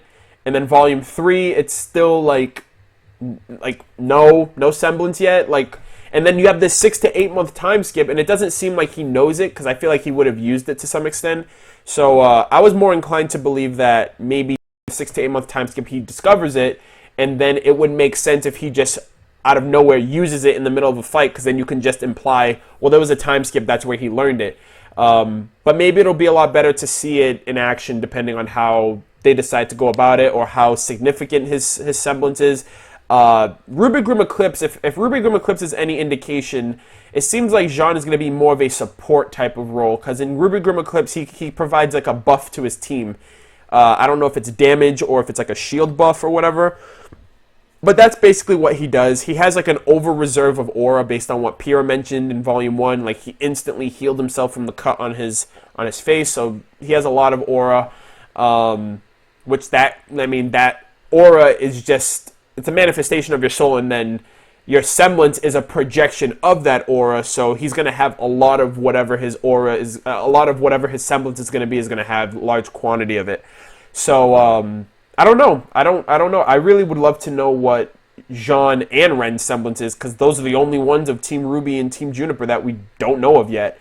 I honestly thought we were going to get Ren's during this fight, to be completely honest. Refresh, it's back. Am I lagging, guys? Am I really lagging that bad? Oh no. I don't know why my thing's being so... It still says green. I'm not entirely sure I believe this anymore. Yeah, I've been going for an hour. Oh my god. Jesus Christ. We've only made it an hour and a half. We still have the opening to talk about. I hope you guys don't mind, like, this rambling. Huh. Well, now it's down. Went offline for... Really? What the heck's going on? Damn it, CCT. No, I'm hardwired and everything. I don't know what's going on. Oh, YouTube? It might be, just because, like, I'm literally hardwired to my Ethernet cord, and I have really stable connection, so I'm not entirely... And then, like, the stream thing here says that my stream health is green, which is very odd if it's otherwise. Let's see. Give me 1 second, guys. I'm going to pull up another duplicate page here and just double check this. Huh. 1 second. 1 second. Yeah, it's still green. Yeah, I'm not entirely sure what that's all about, but hopefully it's fixed. If you guys can just refresh the stream, you're fine. Okay, the green is a lie. Well, apparently, well, that's weird. All right. So I guess we can kind of like ease up a bit, because I did do a lot of talking here. So yeah, this Grimm kind of controlling the tree. Big mistake from RWBY and big mistake from Jean, because he was like, oh, we're good now. And then he's like, his arm is a tree. And the facial expression too. That's another thing that it only gets better every year, I think. Like Volume 2's facial expressions were good, like especially when you saw Emerald right at the beginning of the episode when she's, you know, helping the shopkeeper off the floor. Like, the facial expressions there are really noticeable. Volume 3 really did a lot of good with the facial expressions, like when it came to Pyrrha and RWBY. And Volume 4, like, that's literally like a... like, oh, it was so freaking good. Like, just to see something like that, I was just like, wow. Like, obviously I laughed during that part, but when I went back to watch, I was like, it's kind of crazy the scaling of how much better the quality of the animation gets and what they're able to achieve because of this kind of scale, the scalability of shifting, you know, shifting gears when it came to their software.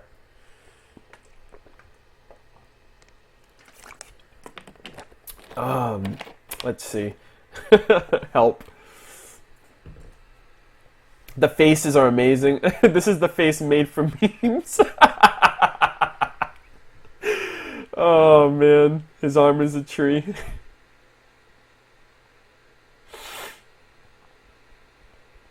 Oh my god, don't even say that. Jordan Mignot. Joan of Arc died from fire. Foreshadowing? I mean, Joan of Arc died from fire. Foreshadowing? Oh, Jesus. My face when the lag starts. Yeah, so this right here is where Jean kind of shines the most, when he's actually like thinking critically about, okay, we need to take out this Grimm. It's protecting its face. It doesn't care about its body. How do we destroy it? And again, just speaks on his level of kind of leadership and just general understand. Like, he's literally like the Sokka of his group. He's literally the Sokka of his group. He's what other characters kind of fall into this line of... he's like Shikamaru too. Like, when you think of Naruto, when you think of like the group, like Ino Shikacho, like he's the brains of the operation of his team. Sokka wasn't the most combat efficient, but he was, you know, he made like those bombs, like the jelly bombs and the stink bombs and the slime bombs, and he just always had a plan at hand. And I think that's what Jean is. I think that's what Jean's become. He's literally become the Sokka of his group, which is great.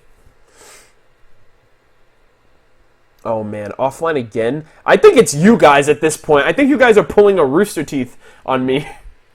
You guys are like crashing my freaking stream. Some people are saying it's going offline, some people saying it's not.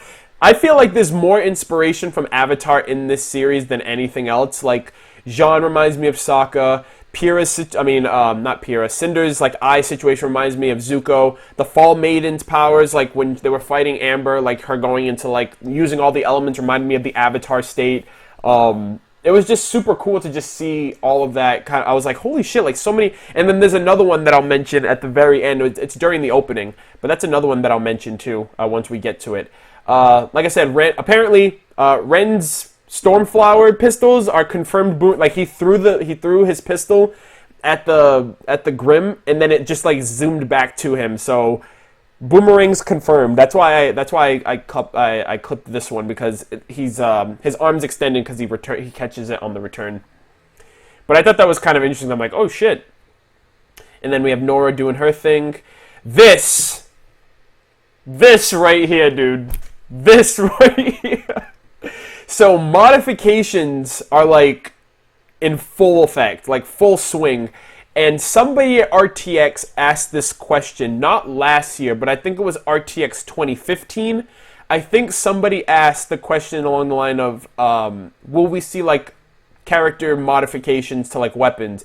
Rooster Teeth, I don't think they gave a straight up answer, but they said something along the lines of, maybe down the line we'll see something like that. And we see it with Nora, we see it with Jean, and we didn't see it really with RWBY, but RWBY's kind of going down a different route with using Crescent Rose and with more dust augmented weaponry. But this right here was so fucking hype. To just see Nora there charging up. Like, once I heard upgrade, I was just like, what are they going to do? And that's when I thought maybe Ruby's going to shoot her with the lightning, with the electric. She's going to shoot her with the electric bullets and charge her up, and then she's going to do something. But it seems like she has the electricity already in her, like the electric dust in her weapon already, which kind of works in her favor because, or maybe she's channeling the electricity in her body to her weapon. So, like, that's one thing. But the big thing is, like, the merging is, like, what caught me, like, completely off guard. Like, I'm not going to question, like, well, how is that possible? Because it's fucking cool. Like, it's awesome as fuck. I don't need an explanation for everything when it comes to just, like, the end result of how that turned out. But it's just the fact of, like, RWBY kind of, like, I don't understand. Like, it's so weird to just see that, but it was so cool. And I think somebody on Reddit came up with the team attack name for this, Sugar Rush, which I thought was pretty clever too. And that's one of the things that I said following my reaction. I was like, what's the team attack name for this? Because apparently that's Jean's area of expertise when it comes to, and I guess he's got to think of new team attack names since RWBY's in the team instead of Pyrrha. Team attacks are the best. Yeah, she's literally Thora, right? She's literally Thora. Fusion. Yo, have you noticed in the intro Yank section there are these two garbed guys? Yeah, they look like firebenders. They look like the fire ferrets from The Legend of Korra, to be completely honest. Either that or they the first thing I thought of when I saw them was firebenders. Sugar Rush, yeah, that's a pretty cool team attack name. Volt Tackle, that's pretty cool too. That's a Pokemon reference, but I get it. Yeah, I think it was Sugar Rush, and I think the other one, what was the other one? It was Sugar Rush and Grease Lightning. Grease Lightning was the other one that I saw on Reddit. So you got two, like, those are both really awesome team attack names. I hope it's Sugar Rush. Yeah, Cherry Blossom. Yeah, that's a... Oh, what? That's a really good one. Pink Flower. Storm Flower. Nora used the Z move. Avatar confirmed. Sugar Rush. Best team attack name ever. Well, what's Ren and Nora's... I mean, what's RWBY and Nora's shipping name? Because the Team Attack names are basically the shipping name, so I guess this could be a unique Team Attack name because it's literally a Team Attack. It's not just like a random just thing. Oh yeah, Team Magma. Yeah, they could be that too. That's another thing. Thunder Thigh Highs.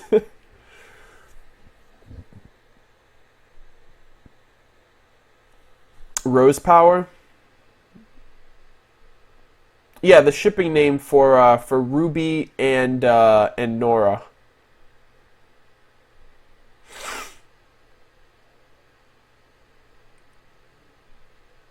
Huh. Yeah, oh, my real name's Arnold. Like, hey Arnold, like, hey Arnold. Like, I was just watching that the other night, by the way. Newbie. Jesus. Alright, so moving on from this awesome Team Attack, we found out that the Grimm is actually a Geist, which I think is like short for Poltergeist, which it's like a possessive type of Grimm. And believe it or not, these Grimm have actually been mentioned before, prior to this episode. Not in the volumes, though.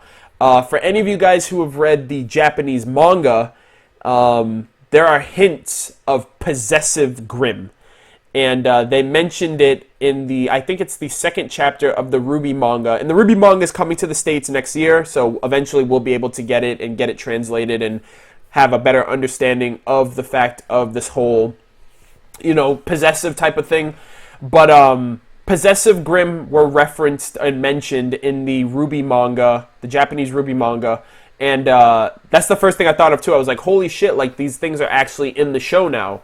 And they were first expressed in the manga, which Carrie already mentioned that the manga is canon, and it takes place during volumes 1 and 2. So, yeah, it's a spirit possession type Grimm.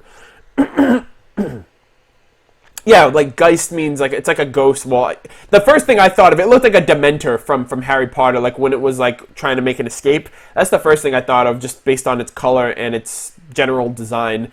And getting a better look at it here, it has, again, the same type of like insignia mark on its forehead, like all the other ones. This design looked pretty sick. Like, it looks more quote-unquote humanoid. It has like arms, it has like a head and like a neck, and like basically like a ghostly figure that's the closest thing to a human, besides just being another animal. So I think that's pretty interesting too. Yeah, the white trailer. Yeah, it was also a Geist. It was taking over the, oh my fucking god. I just realized that. A Geist was taking over the armor that was in Weiss's trailer. That's why she was fighting it. And they mentioned in that chapter that it was a possessive type of Grimm. And it had like ooze that was coming out of its like the openings in the armor, because the armor was hollow. Holy shit, I just had a Expecto Patronum. Wow, that's awesome. It's also a Geist. Wow, I had like a brain blast right there. Holy shit. That was where it was mentioned in the manga, did you not realize? Well, I haven't read the manga in a while. Like, I only read those chapters when they first came out, so I haven't gone back to actually see them myself. I should have actually put the image in this before I did that, but I was kind of rushing, so I did miss my chance to inform anybody who didn't know.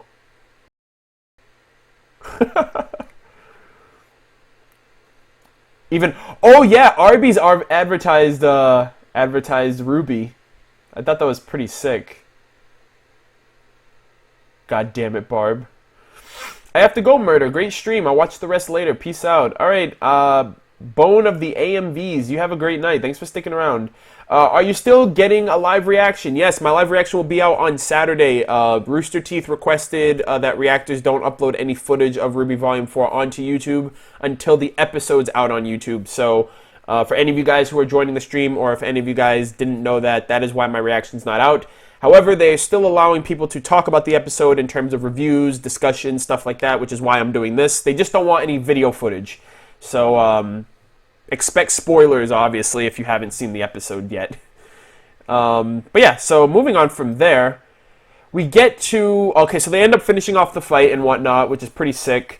And we come to this village here, and these villages are kind of like referenced and mentioned in the World of Remnants that we got leading up to Volume 4. And since they are on the continent of like where Mistral's located, it seems like, Dan, you were actually right, dude. Your review that you did for Mistral, like you mentioned, like Asian culture, like basically like the outfit that he's wearing, like he has like a staff, he's kind of like almost like a monk, if you will.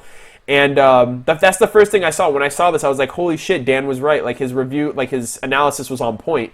And, like, that kind of follows up with everything else. Like, how Jean even is, like, he's, like, bowing down in like, the same kind of way, like Asian culture. And I'm wondering, too, like, Ren, obviously, is of ethnicity. So I'm wondering if he was kind of brought up in the same... In Mistral, actually. If he's from Mistral. Like, again, like you mentioned, Dan... just based on more of the context clues that I'm realizing as I'm talking about it, it would be very interesting to see all that come to fruition in the future. Dan is always right. Oh shit, what's up, Dakota? I didn't know you were in here. Reminds me of the Earth Kingdom. Wow. Yeah, like Ba Sing Se. There's no war in Ba Sing Se. The Avatar feels... I have my moments. That you do, dude. Let's see. Yeah, so moving on from here is where we kind of go on the feels trip. Oh, man. First off, this faunus looks badass as fuck. Let me just say that right now before anything else. So, Jean got some new gear. He got an upgrade, and it was an awesome one. It was fucking great. But first off, let's talk about Pumpkin Pete. Like I mentioned, I've never laughed harder in the entirety that I've ever watched RWBY, Volumes 1, Volume 2, Volume 3, than I did with this scene right here. I laughed, like, uncontrollably during my reaction, like... Based on, like, it was just so abrupt, like, I thought we would never ever see, I completely, actually, to be completely honest, I forgot all about this. I remember, like, in the early volumes, people were referencing, like, mentioning, like, what could his true symbol be, because it's not, like, the double rainbow arc on his shield or whatever, and, people were like, well, like, there's something underneath his armor, and I think Miles mentioned it back in Volume 1 or Volume 2. And then ever since then, people were speculating, like, what could it be, what could it be? And then early Volume 2, or, like, mid-Volume 2, like, people were like, well, he has, like, a rabbit on his, he's got, oh my god, he's got Pumpkin Pete's pajamas, too. He's got Pumpkin Pete's pajamas, so that's, like, the only thing that we would recognize, like, based on what could be on his chest. And then he had his hood on with the armor plating on it the whole fucking series so far. So when he takes it off and we see that, I'm like, holy shit. And then at first, Ruby's laughing. I'm like, what the hell are you laughing at? And then we see it, and I was like, oh shit, it actually is the rabbit. I thought that was pretty cool. And then what kind of did it for me was the fact that Ruby's reaction to just laughing about it, and then she's like, what did you do? Get that out of a freaking cereal prize? And he's like, yeah, I did. 50 box tops. And that was what did it for me. I was like, wow, like, she's playing a joke, and it actually turned out to be true. So I thought this was incredible. Like, this was, like, literally, like I said, never laughed harder in my life when it comes to watching RWBY than I did with this scene. This scene was awesome. And I find it weird, though, because who's on the front of every Pumpkin Pete's Marshmallow Flakes box? Pyrrha. And who did Jean not notice? He noticed Pumpkin Pete more than he noticed Pyrrha on the goddamn box of cereal. That's how oblivious this dude is. Like, even before he knew Pyrrha, he still didn't notice her. Like, what the fuck, dude? Like, come on. Like, what the hell? Oh... But I love this scene. This scene was awesome. It's just like that realization that, dude, you love Pumpkin Pete's, even though it's not that good for you as a cereal. But I thought that was cool. And then, like, the realization that he had, he's like, that's you? They only do that for TV's, like, cartoon actors and whatever. But I thought that was pretty cool, like, how, that's Pumpkin Pete. It's a fucking rabbit. Your hoodie's on fleek. 50 box tops, that's dedication. Yeah, that is. Oh, man. That's disrespectful to Pira's family and my... Hey, what's up, Brian? How's it going, dude? Yo, fucking props to you guys on the fucking Volume 4, dude. Seriously. I saw all of your tweets, like, fucking up at, like, 24 hours working on the episode. Yo, episode 1 was so good. Episode 1 was amazing. Episode 1 was awesome. I can't wait. But, yeah, definitely props to you guys. I mentioned it on Twitter, but seriously, I have so much respect and appreciation for you guys. Like, all the fucking hard work that you guys did on the show. How many onesies, I wonder? I wonder if you got the onesies from, like, the box tops, too. Like, individual ones, because you obviously get apparel. You got a fucking hoodie in the mail from that. That's pretty sick. Jean X Pumpkin Pete confirmed. Never disappoints. Hey, what's up, Ryan? Don't worry about it, dude. Better late than never, I always say.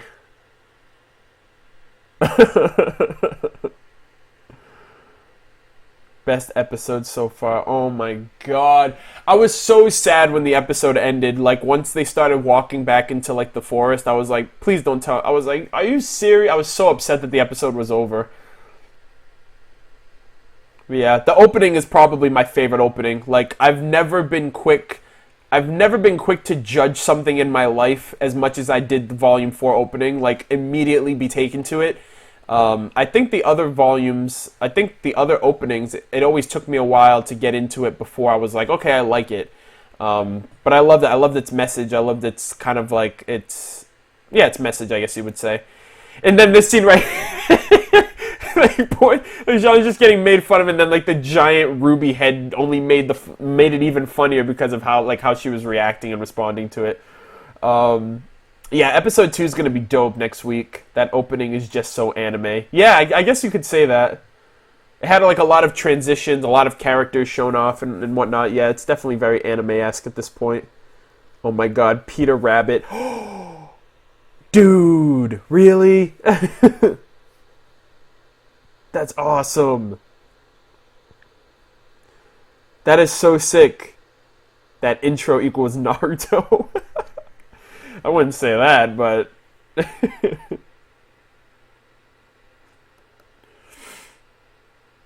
Hold on, I'm just catching up on the chat really quick. Jean Puppy Dog Eyes.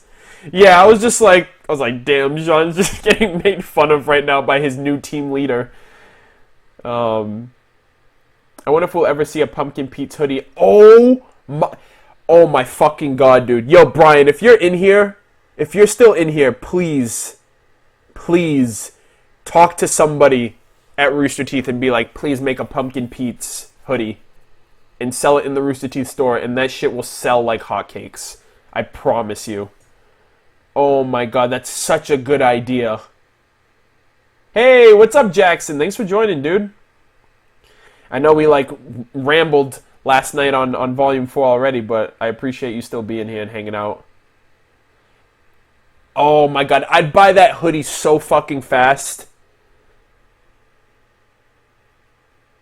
Can you see my message so far? If you can, say yes.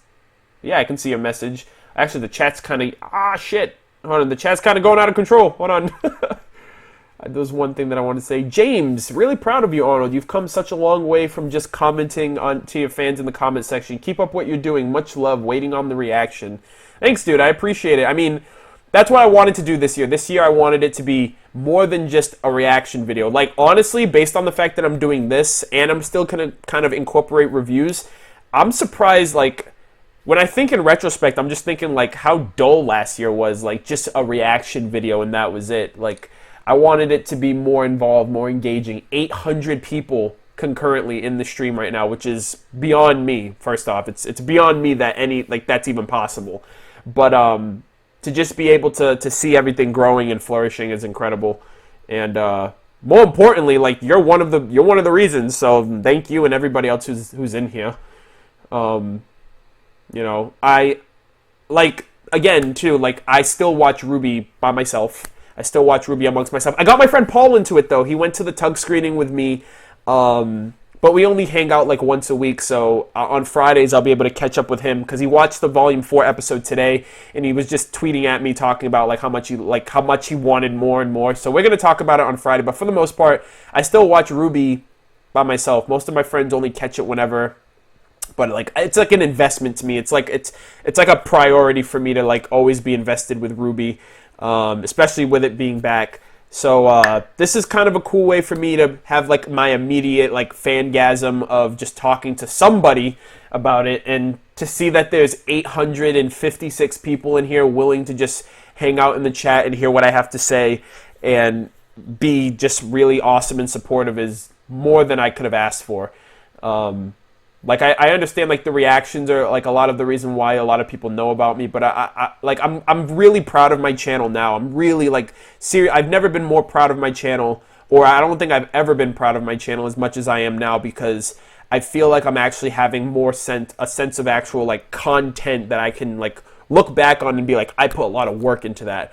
A reaction is just like, it's effortless because it's just me. It's me being real. It's me being true. It's me just expressing myself. But when I go into like an analysis video or a review video or something like that, and I'm putting a lot of time into the editing and to the clipping and making sure it comes out perfectly, like what I've done with the past couple of videos that I've done, it makes me feel really happy that people care about them, you know, and I feel like, and it makes me feel like, oh, I'm not overanalyzing, or I'm not like hyper critical or hyper analytical about stuff. Like people care about that stuff, and people react the same way as I do. So, don't mean to go off on a tangent there, but that comment kind of had me going.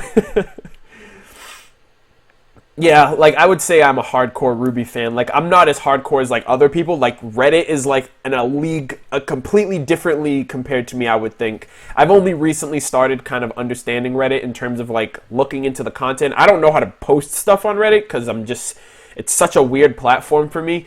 But for the most part, like I tend to kind of analyze and perceive things in the same vein as everybody. I might pick up on certain things more than like quicker than other people, but I generally just love talking a lot and just expressing a lot of something that I feel I have a lot of knowledge on. And the only two things that I could ever say that about would be RWBY and Kingdom Hearts. I think those are the only two series that I kind of know very, very well. Oh, John X RWBY equals Scarlet Knight. That is so dope. That's an awesome team name. What's Reddit? Exactly. What is Reddit? It's the face of the internet. It's the front page of the internet, rather. That is what Reddit is. Sup, Arnold? I just finished the episode. Really late to the party. Well, we've been streaming for about 2 hours, and I'm not going to say this again because the last time I said it kind of got taken as a challenge. But the last time I streamed, it was like a 2.5 hour stream, and when I ended the stream, I was like, okay, I don't expect anyone to sit through this for 2.5 hours. And then the next day I got a bunch of comments from that video that was like, I just watched this stream from start to finish and it took me 2.5 hours. Just letting you know because you said no one was going to do it. And I was honestly surprised. Like, I didn't think people were really going to sit through a 2.5 hour stream like that, which I seriously did appreciate it just because it was like, holy shit. Like, for me especially, like, I don't know. I just thought that was really awesome. Yeah, RWBY and Kingdom Hearts are essentially my life as well. Sitting in my room in the dark, trying not to wake anyone up while catching up on this show. Oh yeah, because like the crazy excitement. What is your favorite new character design? Absolutely, definitely has to be Ren. Like, without a doubt, it has to be Ren. Yeah, Ren and potentially Yang's new outfit once she kind of like bounces back from things at home with what she's going through right now with her dad. So moving on from there, this right here hit me right in the fucking heart, dude. I felt like I got hit by a fucking bus when I saw this. Apparently, the trimmings of the sword and Jean's shield were from the metal. I'm not entirely sure. I mean, I could easily see it being from the remnants of whatever was left from Pyrrha. We know that her sword was broken, into 3 pieces when she was fighting Cinder. That could have been used like as scrap metal. Her shield was still intact. It was thrown at Cinder, but for the most part, it could have still been around. And her headdress, after she was incinerated, she only had her headdress was the only thing left of her. Those things kind of, I could see them melding that and forging it into his weapon, into his shield, and into his sword. And again, like, I saw this and I was just at a loss. Like, I couldn't believe it. And then to follow that up with seeing the red sash on his side, like to seeing that, just, it was like Pyrrha's with Jean now. And I had a theory initially about this, about like what I thought about, you know, will Pyrrha still live on? Because I had like a teaser for it, and I think at this point it's kind of debunked in a way, because I had the idea, and I think a lot of people in the community had the idea, that Jean was going to be in a completely different mindset that he is right now, than what he is right now. I feel like a lot of people thought he was going to be like in deep, like agonizing depression, and he seems to have his head on his shoulders pretty well. Like 6 to 8 months is, I'm not saying that's enough time for you to bounce back from any situation, but to have your friends around you to help you go through it with them, I think that was enough to help him like brace through everything, and to do something like this. Like he mentioned, it was the remnants, you know, that were given from a friend, and I'm so happy to see that. And another thing too, I forgot to put it in the video, but he has the sword connected to the shield, kind of like what Pyrrha did, like when she like grabbed her sword and her shield together. And I think somebody in the community mentioned that too. I think someone mentioned like combining the sword and the shield could kind of make like a great sword, almost like a great sword, but the blade is the shield instead. But the shield is a lot more sturdy now, so I think that could kind of work still. He has like arm guards now. He's got a more sturdy chest plate. Obviously, it's going to be a bit heavier for him. I'm very proud of Jean. I'm happy that, you know, he's grown. He's grown so much, and I identify with him so much because, like Miles mentioned too, like Jean is kind of like a version of himself, like a higher up version of himself from high school, and that's how I see myself when I look at Jean. Like my childhood and my like middle school and high school for me were very much awkward, very much not the most confident, not the most suave or whatever. So when I look at Jean, I look at a part of myself, and just to see him grow kind of shows almost how I grew into like who I am, or finding yourself, or what have you. So I love I love the scene. I love the remembrance of Pyrrha more than anything, because it's clear that she is gone, and to see that she's gone but never forgotten. She's with Jean always. She's with Jean in his training. She's with Jean with his weapon, with his shield, and with the sash. And that, I can't ask for more than that. You know, if anything, I mean, the only other thing I would ask for is to have Pyrrha back, but her death isn't in vain now, because Jean's carrying on. You know, he's moving forward for her, and I think that's something we all can kind of identify with, especially like, you know, with Monty more than anything. Like, more people are watching RWBY, more people are talking about RWBY. RWBY's bigger than it's ever been, and it's growing, and it's flourishing, and it's all over the world, and it's everywhere, and that's because we carry Monty with us. We carry him in our videos, we carry him with the fandom, and with the excitement and the hype of everything. And I think that's kind of like a cool parallel when you think of Jean. When you think of Jean, and you think of the loss that Jean went with Pyrrha, it's transparent with, it's kind of equivalent with our loss of Monty, and, you know, carrying on with what he left us with.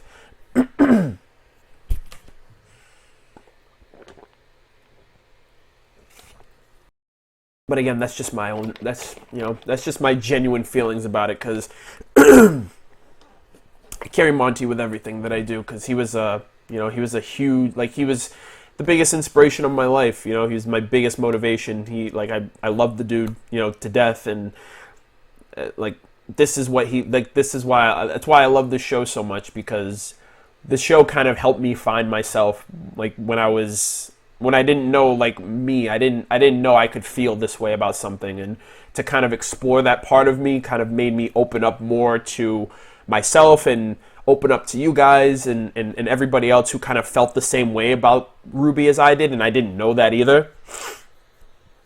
It's I don't know. It's I don't really know where to go from that, just because. But I just loved it. I just loved this. This was perfect. This was, I couldn't have asked for anything better than to have one of my favorite characters, if not my favorite character, like, live on through one of her teammates, someone she believed in, which was great. Moving on from that, we have this scene here, and I kind of brought this scene up because they were mentioning, like, do we have our food? Do we have our map? Do we have our ammunition? And Nora mentioned, thank you, Schnee Dust Company. And the second she said that, RWBY made this face, and obviously she's thinking of Weiss and, thinking about them all being separated. And I kind of liked that transition, because now, and this was the biggest fear factor not the fear factor that I had, but it was a genuine concern that I had, which was, you have 12 episodes of RWBY Volume 4. You have 4 characters, your 4 main characters split from each other. Not to mention you have new characters coming into the picture. You have world building that you have to address. You have new locations you have to, cover and, talk about. You have the plot progression. You have, like, any interesting fight scenes, any revelations, info dumps, etc. You just have a ton of fucking shit you got to get through in this volume. And how are you going to do that with 4 different characters? How are you going to split the time? Who deserves what screen time? Who deserves more development? What have you? And I think I like how they did this episode. They showed off Team Ranger. They showed them off, like, in the wilderness, traveling village to village. They're going to find an airship to go to Mistral. And the transition to Weiss means that, like, with Team Ranger, they're just going to be going through filler travel. They're going to be traveling through they're going to be traveling through, like, the wilderness or whatever, making their way to wherever they need to go. And essentially what we saw was what we needed to get out of them to understand, okay, they're traveling. If we don't see them for an episode or 2, that's why. And I think that's kind of interesting to see how they're going to be transitioning with everybody. Their traversals are basically going to be the screen time where we're going to focus on somebody else. And after this, immediately after that, they mentioned Weiss. We get a picture of Weiss. We see some airships go by. We see Weiss, and she looks gorgeous as well. She still actually does have her hair to the side, which is kind of a little bit different than what I thought the concept art looked like. I figured more, though, so her father would have been like, yo, wear your hair straight, because that's kind of the impression that I had based on the concept art. I guess the concept art was just at an angle when you think about it. But yeah, so we see the Snow Angel again. She's looking amazing. She's looking gorgeous. And we see her butler here. And I tagged this circle right here, this picture of, I don't know if you guys can see my arrow on the screen, but I'm using my arrow on the screen right now. The circle right there on the picture in the background is the picture of the night. The same night that she ends up fighting in her trailer. And I thought that was interesting. I don't know if that is relevant beyond just being a picture, or if there's an actual giant suit of armor somewhere that Weiss has actually fought, which she must have if she's able to summon it. But, oh, refresh. Oh, damn it. Rip the stream again. Some people are struggling. Hold on. Refresh if you're having issues. No clue why this is happening, by the way. I was just wondering. I was like, I really hope my own stream doesn't limit me to slow chat. I would have been like, are you serious? Like, what the fuck? Okay, my mouse is invisible. Yeah, it's because it's not being picked up. So, but yeah, basically I was just addressing the background image that I circled, because I noticed the armor. So, that's just something that I wanted to mention. And then this dude right here, one of her butlers, I'm wondering if this is the cake butler that she mentioned in RWBY Chibi. That's the first thing that I thought of. I think I mentioned it in my reaction too. I was like, cake butler maybe. And in the opening we see another butler. So obviously she has a shit ton of butlers. There were butlers that were bringing her luggage into Beacon in the second episode. So we don't know who's who yet, or who she has a connection or ties to in her house besides, like, her dad and the servants that, like, listen to him like he's calling her for her to talk to her dad. So we are going to most likely transition to Weiss next week, which is great, because obviously I want to know what's up with her, what she's been going through. Hopefully, fingers crossed, we learn about her mother in some respect.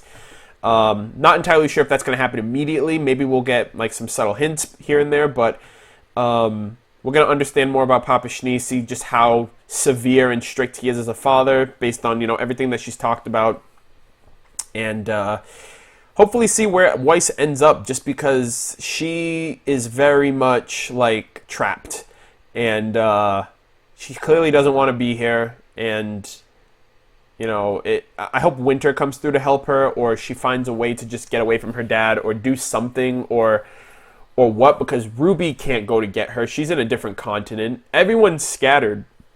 Yang's on patch.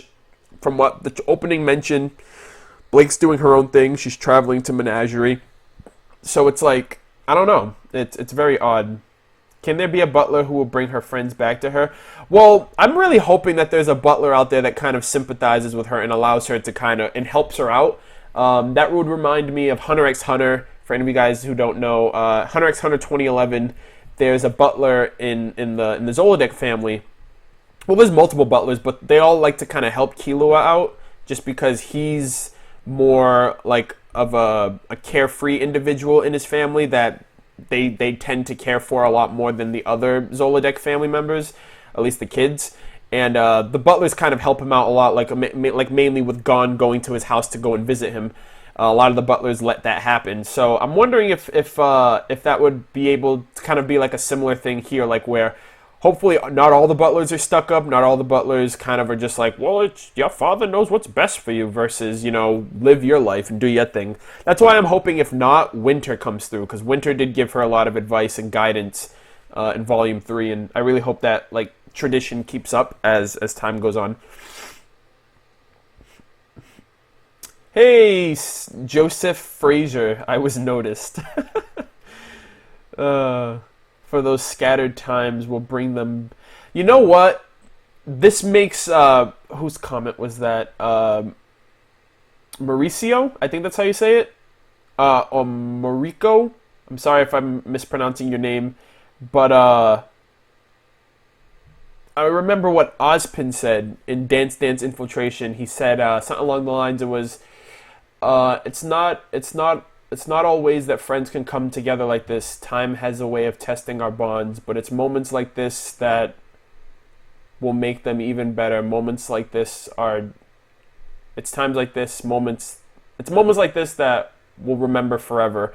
And it was almost eventually like, in the future, you will be without your friends, so spend as much time as you can with them and remember them when you can, and remember the good times, because there's going to be times where you're not going to be with them. And that's like super fucking true here. And the episode ends right here, so it seems like Weiss is going to be transitioning a bit more. Oh yeah, Team Funky, I completely forgot. Team Funky's from Atlas. So we're going to see maybe some Atlas folk here.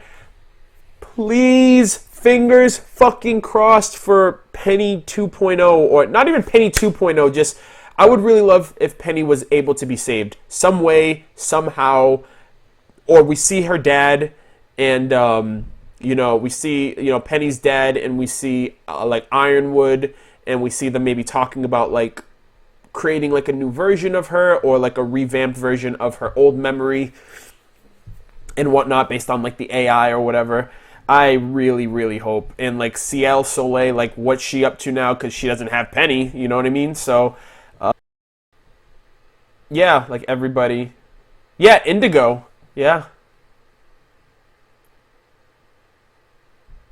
New Penny with no memories. Nah, I wouldn't want that. A lot of people thought Penny lost her memory in Volume 2 when she came back and saw RWBY.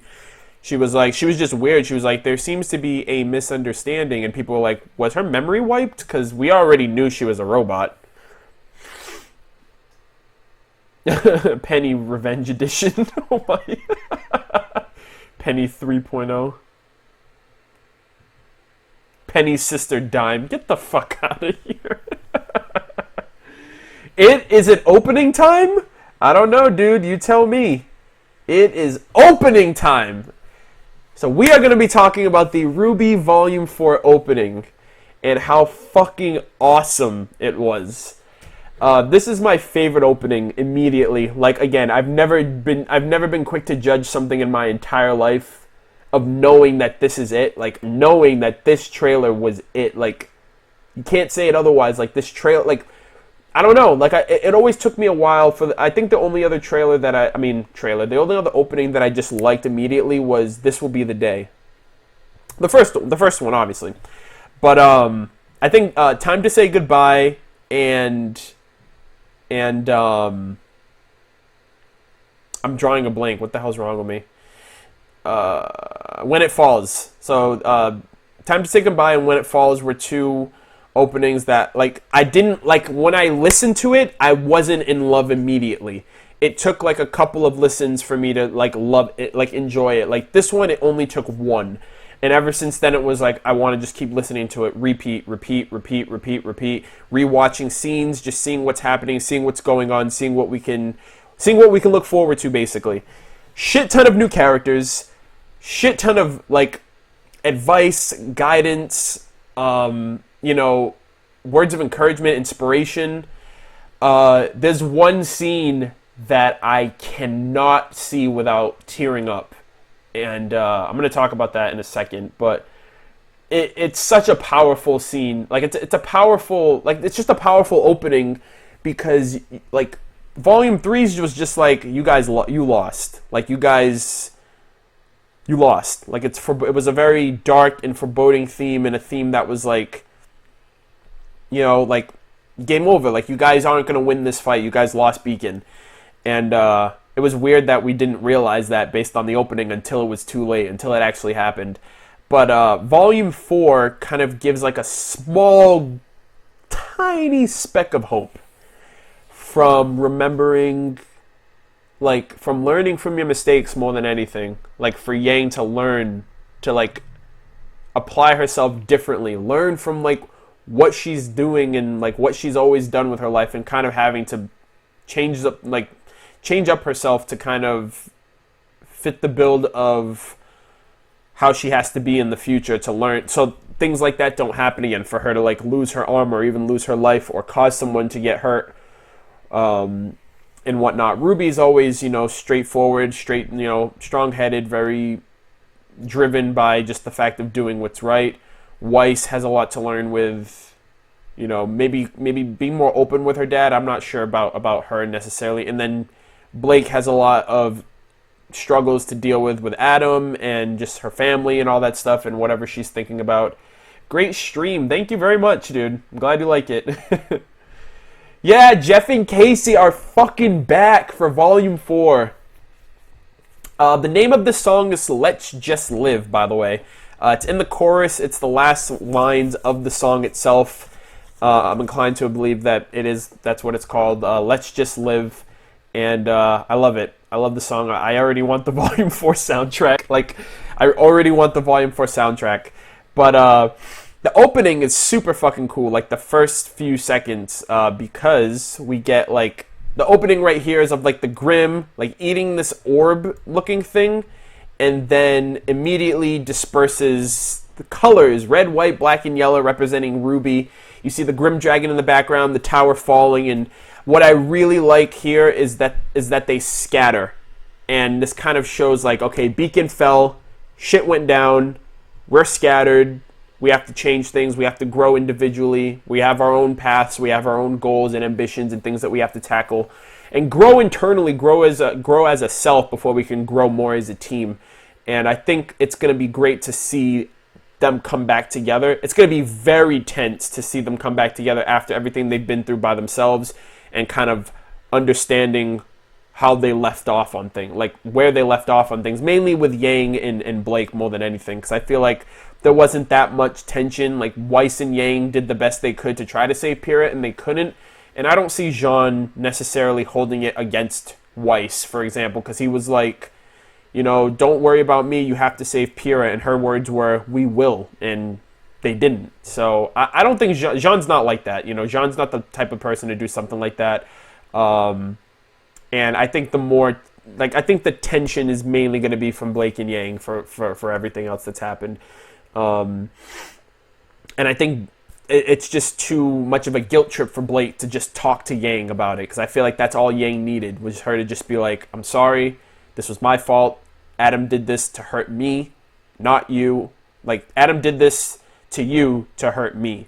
And basically, by proxy, I'm the reason why it happened to you. And I'm pretty, like, Yang could have easily talked her down about it, but something that severe, something that tragic, of something like that, I think anybody would have done the same thing, maybe. Like, not necessarily run away, but just have the guilt, have the blame on them and on their shoulders, despite the fact that they know Blake didn't cut Yang's arm off. Adam did, but essentially she cut Yang's arm off because it was because of her that Adam did that. So, it's this opening, I just really liked it. Blake is going to Menagerie, it appears. Weiss is going up to Atlas with her dad. Yang is landing on Patch, where she's at home with her dad training and getting better and trying to, like, bounce back from things. And RWBY is in Mistral, which is, I mean, she's in the continent that, she's in the continent where Mistral's located. She's on her way there. And I just liked how this kind of gave us an idea of, like, where everybody is in the world. So I thought that was pretty cool. And the opening right here, so you get to see, like, RWBY with the white cloudy background. So we start right here, and I think for the most part, RWBY's definitely lost in her thoughts a lot. We don't really hear RWBY talk a lot about the deep shit, like like RWBY is, out of everyone in the show, we know very little about RWBY's internal psyche. Like, how does she feel about things? Like, how does she feel about losing Pyrrha? How does she feel about losing her mother? How does she feel about her sister's arm being cut off? How does she feel about her team being split up and Blake running off? Like, we don't know these complex, emotional-based things about RWBY, because it seems like she keeps it inside. Like, it seems like she either keeps it inside or she doesn't let it bother her, but because we don't hear her talk about it, it seems like she's very much lost in her thoughts more than anything. That could be for better or for worse. Oh, Dan, you're heading out. Getting sleepy. All right, man. Thank you so much for sticking around, dude. You've been here for a while. See you guys. Enjoy the rest of the stream. Much love and peace. Thank you so much, dude. You have a great night. Seriously. I'll talk to you soon. But, stream is going for almost 2 hours. Yeah, we're at 2.5 hours, but we're wrapping up pretty soon based on the opening. I'm just going to wrap this up, and then I'll get into, like, any Q&As that you guys have, and then from there we can just, wrap up for the rest of the night. I'm probably... What time is it right now? It's only 10 o'clock. Not that bad. What's today? Sunday? Some of you guys probably have school, no? Tomorrow? But yeah, so... nowhere... Nowhere near the end. Yeah, we are. We're in the opening, but we're ending the stream after that. It's ass backwards right now. Let's see.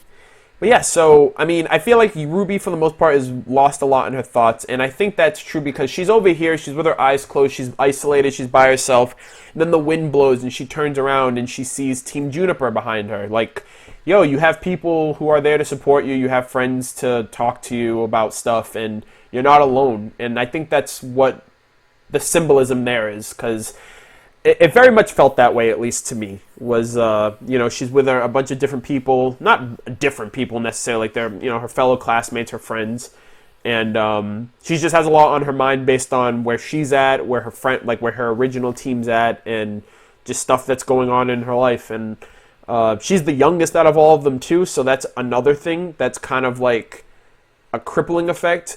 To be the youngest and to have all of this, like, stress and all of this, like, damaging stuff happening to you, and you still walk with a smile on your face. I feel you can only do that for so long before you snap, or before you change, or before, just you become a different person. And I feel like, I'm hoping, like, RWBY's, like, innocence, while it is getting more and more tattered as time goes on, she keeps it together. I'm not entirely sure what Carrie and Miles have in store for her in terms of that, because we've never heard anything of that level of death. Like, we've understood Yang in the sense of how she felt about losing her mother. We understand Blake of how she felt about Adam, like, you know, changing on her. We understand Weiss of, like, her family's company and what her dad's doing in her childhood. We've never heard anything about Ruby. Like, the biggest thing, too, like her mother, like, her mother's dead. You know what I mean? Like, how did that make you feel? Or how does that make you feel of growing up? You know what I mean? Like, that, like, it's those kind of questions that I'm just like, come on. Like, I really want to know. Lee J. Robinson, good night. Thank you for the stream. It was awesome. Well, thanks for sticking around. I appreciate it. You've been here for this whole time, too, so I definitely appreciate that.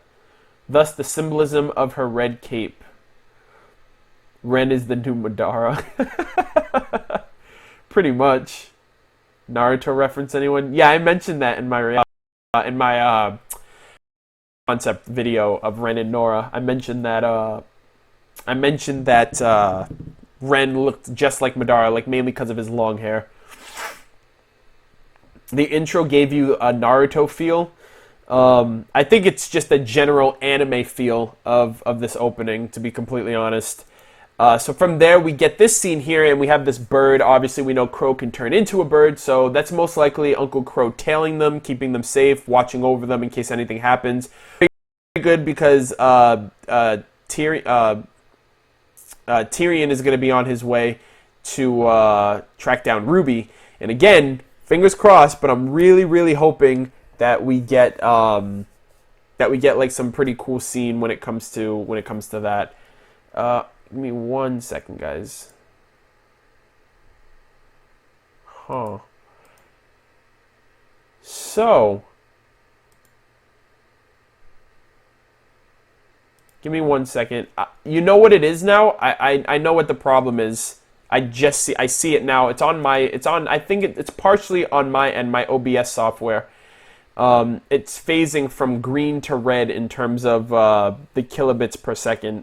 And I just noticed that now because I saw like a green square in the corner. I'm like, what is that? And it's going from green to yellow to red. So it's not the YouTube's end. It's my shitty 2008 laptop. So I'm sorry. I do apologize. And I just noticed somebody also mentioned like, oh, the stream's cutting out for me. Yeah, that is my fault. So I do apologize. And I apologize for everyone else who I was like, nah, it's on your end. Don't worry about it. Yeah, so give me 1 second, guys. Jesus Christ, my computer's really, like, not having it right now, which is very odd. You can change into an actual crow. Yeah. Give me 1 sec, guys. I'm going to try to minimize the damage as much as I think possible. I think what'll help it is like all of those pictures that I've shown you guys are stacked on top of each other, and I think that's taking up somewhat of the processing power. As kind of minute as that may seem, my laptop is from 2008, so it is very old and outdated, and which is why I'm already saving up for a PC, because I desperately need it to have some genuine improvements to not just my streams but everything else. So I do apologize. Give me like another like 20 seconds while I unclick all of these other boxes. There we go. We're back to 30 frames per second. That's what the problem was. I had all of these other... Okay, so there's almost 100 screenshots in this stream, by the way. There's about... How many screens are in here? There's 95 screens that I've used in this video so far. So, well, actually, no. Not that I've used... So far, I've used 67 screens. So we've got like another like 20 or so. But yeah, my laptop from 2008, so I know how you feel. Yeah, it's an HP Pavilion from 2008, and it's gotten me through thick and thin.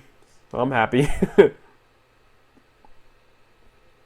Yo, what's up, Infinite Killer? How's it going, dude? Did you notice that Juniper is lined up by their name, but there's a gap for... Oh, come on. Yeah, I do know that. There's a gap because of Pyrrha. Thank you, Subasa. You. Whoa, what's up, Jackson? What did Jackson do for you? Did he give you some insight? Jackson, I'm telling you, you need to make a YouTube channel, dude. How much is your PC going to be? Around like anywhere from $1,500 to $2,000, just because I want longevity more than anything, and it's over 9,000. Yeah, just because. Hold on. Excuse me. Just because I want longevity, and I've never had like a built PC before, so my brother's actually going to help me build it. And so I can stream games, I can stream better like quality streams like this, and so I can render and do more than one thing on my computer at a time. Bless you. Thank you, guys. Alright, so catching up with this. So yeah, Crow can turn into a crow. Spoiler alert. Thank you, guys. Oh, man. Now I have the sniffles.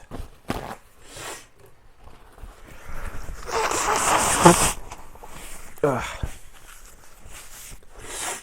anyways, the show must go on. So we have this.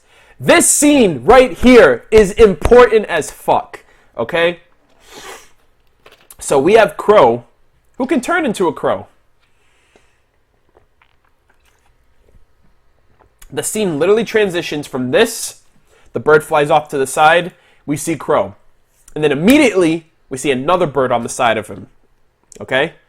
This bird looks a lot bigger than Crow. I don't know, it might be just the angle that it's at or whatever, but it appears bigger than the bird that Crow was. And then, like a frame or two later, you see Crow make this appearance. So look at this. Going back and forth. So Crow's acknowledging the bird and giving like an expression like, that's Raven. Like, that is Raven. Like, I'm convinced that it has to be. It has to be Raven. Crow can turn into a crow. Raven can turn into a raven. It makes sense. It's clever. It would fall along with them also having a genetic type of semblance, if that is their semblance, or a form of hereditary a technique or ability. But that has to be her. It has to be. Of the fact that, you know, Crow's tailing Ruby and Raven's tailing Crow. So I think that's very interesting if that is Raven. That's so Raven. Get the fuck out of here, dude.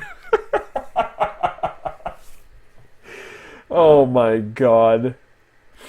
Oh my Goodman. Oh my. That's the face you give to your siblings. That's so true, dude. I have so many siblings, so that's just like, ugh, you again. But yeah, those are just my thoughts. I think that is Raven. But only time will tell. Hopefully that means, fingers crossed, she will actually be in the damn volume this time around. Almost 3 straight hours, holy balls. Yeah, I tend to kind of go overboard when it comes to these. And we're going to be getting these with every single volume. So this is the open, and this is the first episode. 20 minutes on top of that. I'm not sure if the other episodes will be as long, but for the most part, the golden age of the live stream has arrived. Yeah. I did a 45-minute review. That's bad, huh? No, the more the merrier. Honestly, the more that you have to talk about, the more quality. Well, it's not like quality over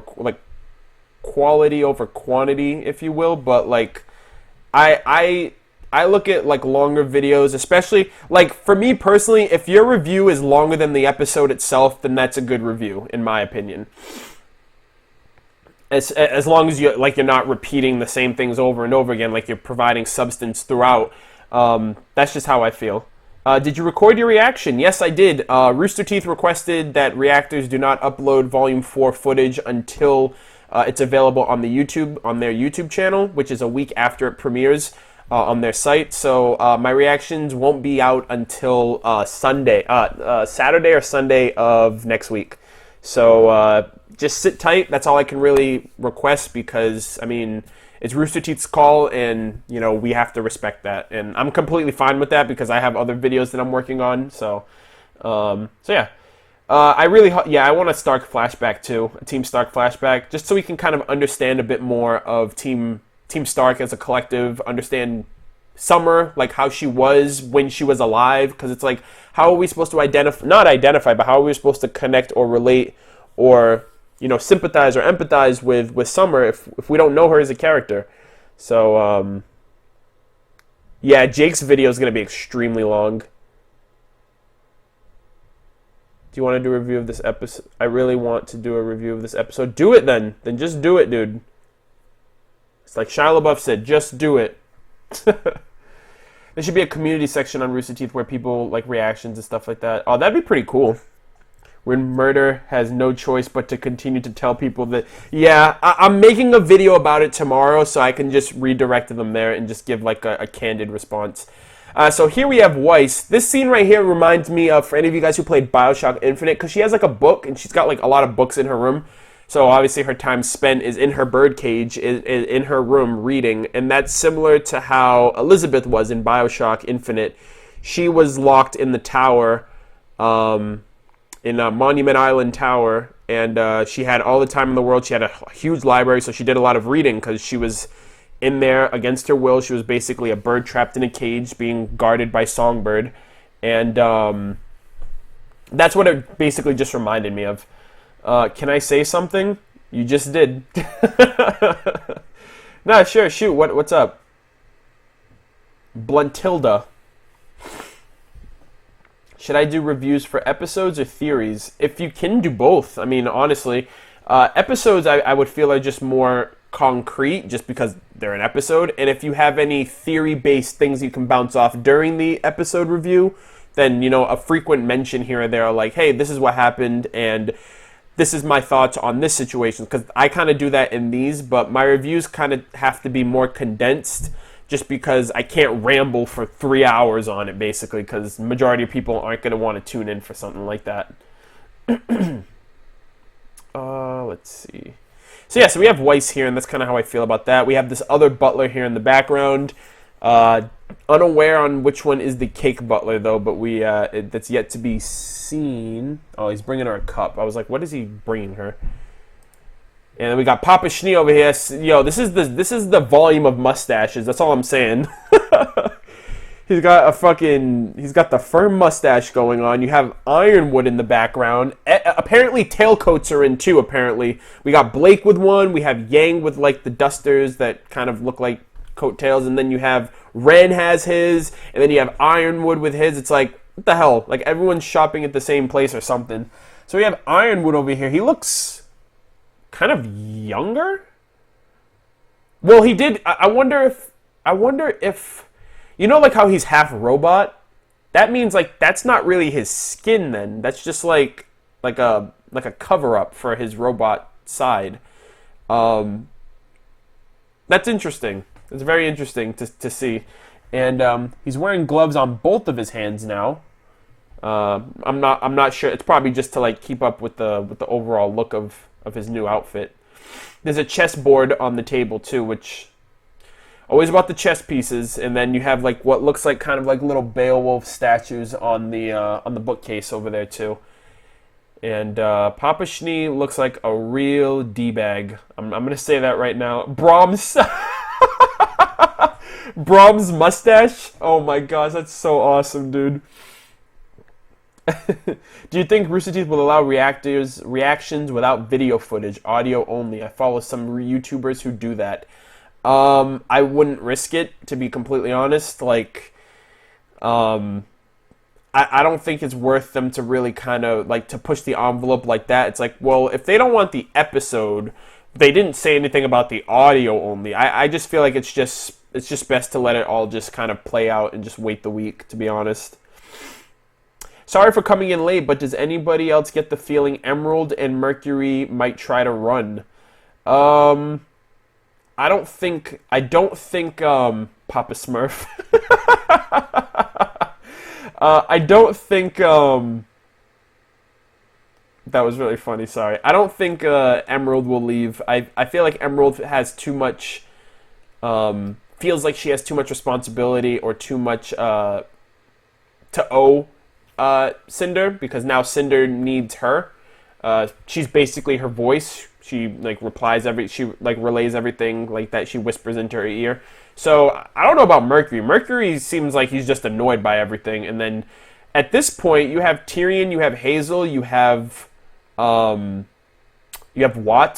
So like, what the fuck do you need Emerald and Mercury for? Well, you'll always need Emerald. She's got a broken fucking semblance. That semblance is game breaking as like ridiculously game breaking. So you always will need Emerald. Like, you'll always need to use her, even if she's like cannon fodder to you. So we have that. And then here we have this kind of, I like this image a lot. Like, Weiss is kind of like trapped in her house and under her father's control, and it's kind of like driving her crazy, and she's just trying to break free. And I really like this transition right here, like the shattering kind of effect. Very, very cool. Like, felt very anime, to be completely honest, to just see that. And this might speak on just the fact of maybe she's just going to get sick of her dad, and she's going to fucking bust out of the joint, you know, and try to find her team or do something, you know what I mean? Or stand up for herself, like say something to him, or stick up for herself, you know? Just don't let him just do whatever or say whatever just because you're an heiress, because that's not really fair. But, hold on, I'm just reading the chat really quick. Maybe Merc being annoyed is just the facade. We've never really seen him scared, so... Why is the episode not on YouTube? The episode only just came out today for Rooster Teeth free members, so... that's just their policy. The other sites have to wait a week before they're able to get the footage to upload to their services like Crunchyroll or YouTube or their YouTube channel. I mean, literally anybody can watch RWBY Volume 4 Episode 1 right now if they wanted to. You just have to create a Rooster Teeth account, takes a minute, and then every Sunday you can watch the episode, you know? Will you be posting a reaction when it goes up on YouTube, or will you only be doing discussion? So, again, I'm going to make a video on it tomorrow, but assuming that you asked, you probably either weren't here or, you know, you weren't informed on it. But, so let's just say today's a Saturday, okay? Today I would react to RWBY Volume 4, Episode 2. Let's just say it's a week later. RWBY Volume 4, Episode 2 comes out today. For Rooster Teeth First members, I will be watching I will react to it, I will record my reaction, I will edit my reaction, and I will render my reaction all in the same day. Sunday, the episode comes out for Rooster Teeth free account members, 24 hours later for anybody to watch on the Rooster Teeth website if they have an account. At that point, it's kind of fair game for me to at least discuss the episode, because, you know, spoilers aren't really going to be there for anybody, and the masses of, you know, the people who are kind of who prioritize watching RWBY when it comes out or when they can watch it will be able to attend. So that's when my discussions will be on the table. Every Sunday I will be doing my discussions. From that, throughout the week, between my discussion and the next episode is when I will get out my review. It's going to be a more condensed version of the live stream discussion for people who don't want to sit through what looks like almost 3 hours of a live stream. And the following Saturday or Sunday, whenever it comes out on YouTube, my reaction for last week's episode will go out, and then the cycle will start all over with that week's new episode. So that's basically what's going to be going on. Rooster Teeth has just informed reactors yesterday to refrain from uploading because they are blocking videos worldwide. They want people to watch it at the source. They want people to support them directly with the release of RWBY Volume 4, as they rightfully should. And personally, I wouldn't want someone to come to my reaction or anybody's reaction simply for, well, I don't have a free account and I don't want to create a Rooster Teeth account, so I'm just going to watch it on your YouTube channel and kind of disingenuously watch my reaction just to watch the episode, because that's kind of sleazy. So that's basically in a nutshell, and I'm pretty sure I'm going to have to repeat that in like another 5 minutes. So, yeah, I'm wondering about Weiss's mother, too. I mentioned that a little while ago, but we've never heard of Weiss's mother ever, like, in any capacity. We've heard of her grandmother in RWBY Chibi, but that's not canon.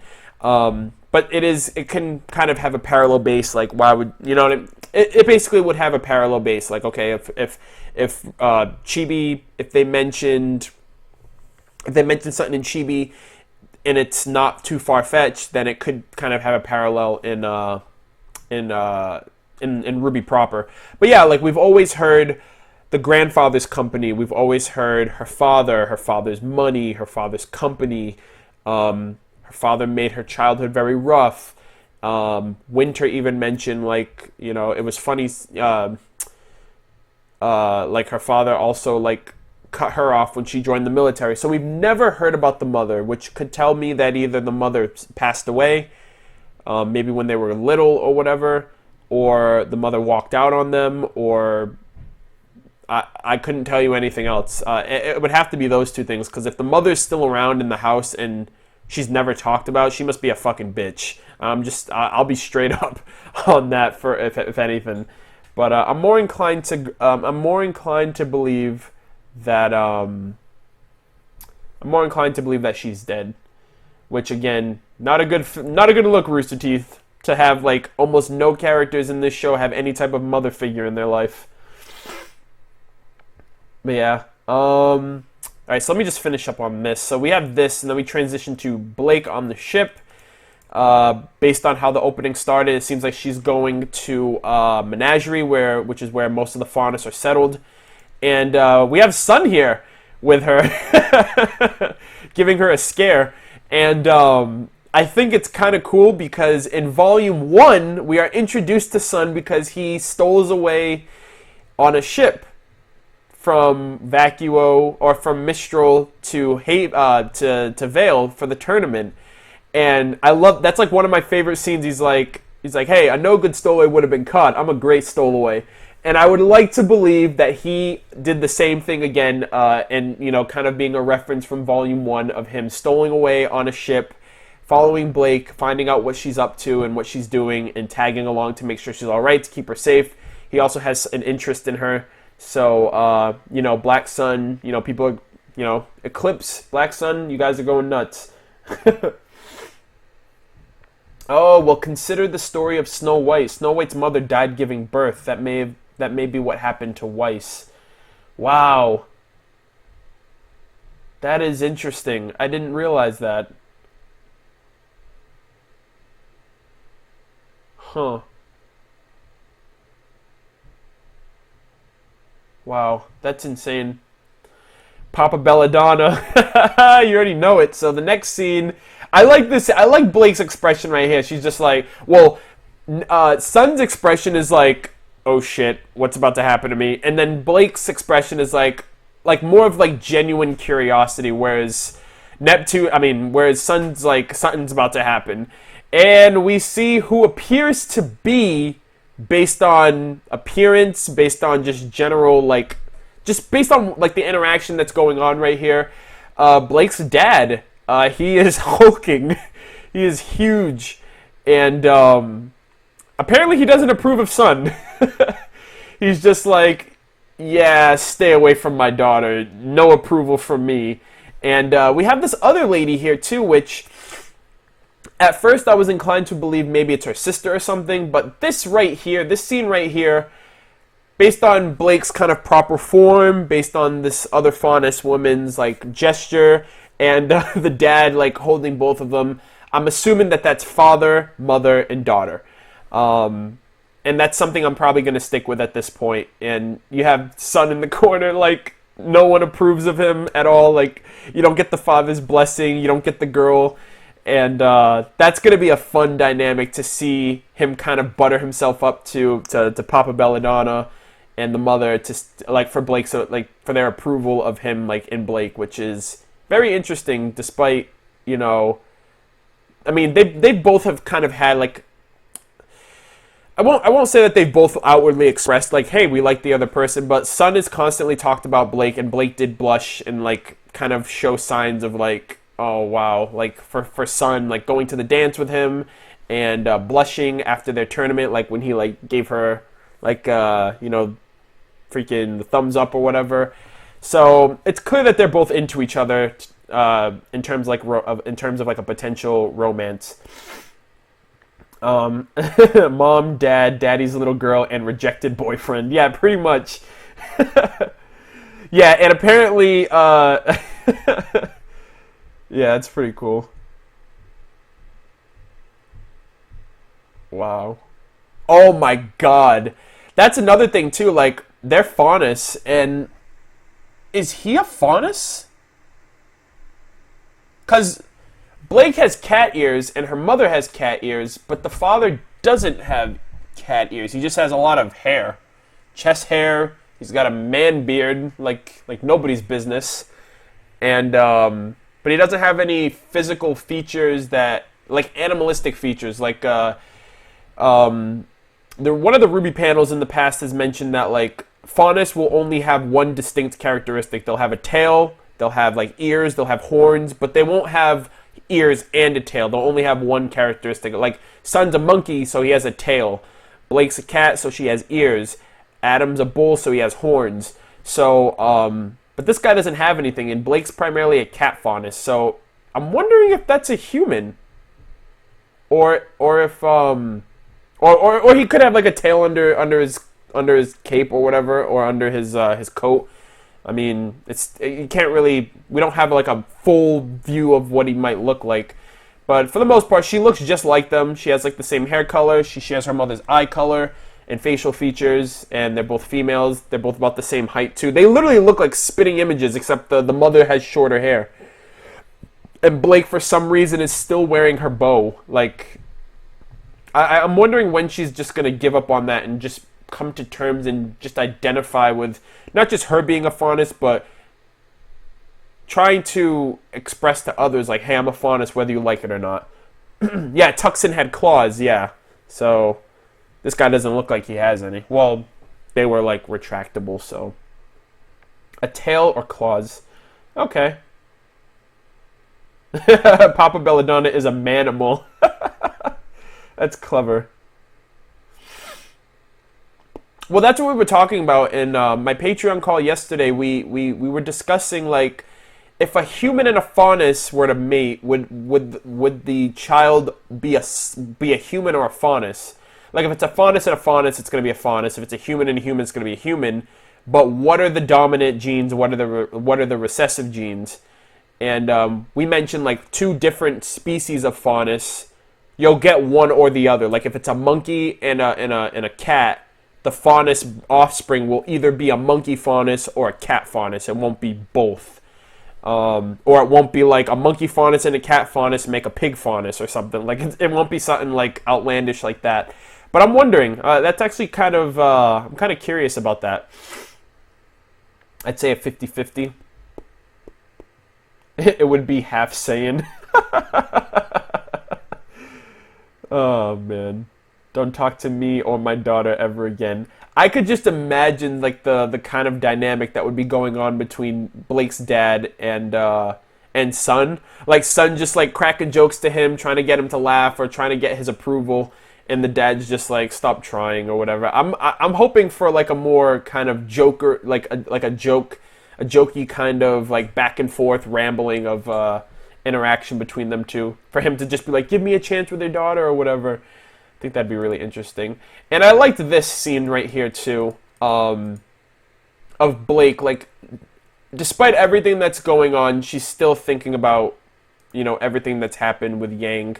And then this transitions immediately into Yang right here. This scene is my favorite scene of the opening. This scene right here, like, it like, I become so overwhelmed. Like, I get really teary-eyed when I watch this scene, because the lyrics are the first thing. The lyrics that are playing when this scene's going is hold on, let me actually try to find the lyrics exactly, just because it's a brand new song. I'm still trying to remember how it goes. And it seems we weren't prepared. It's like, and it seems we weren't prepared. And it was like, fuck, you couldn't be more on the money with that.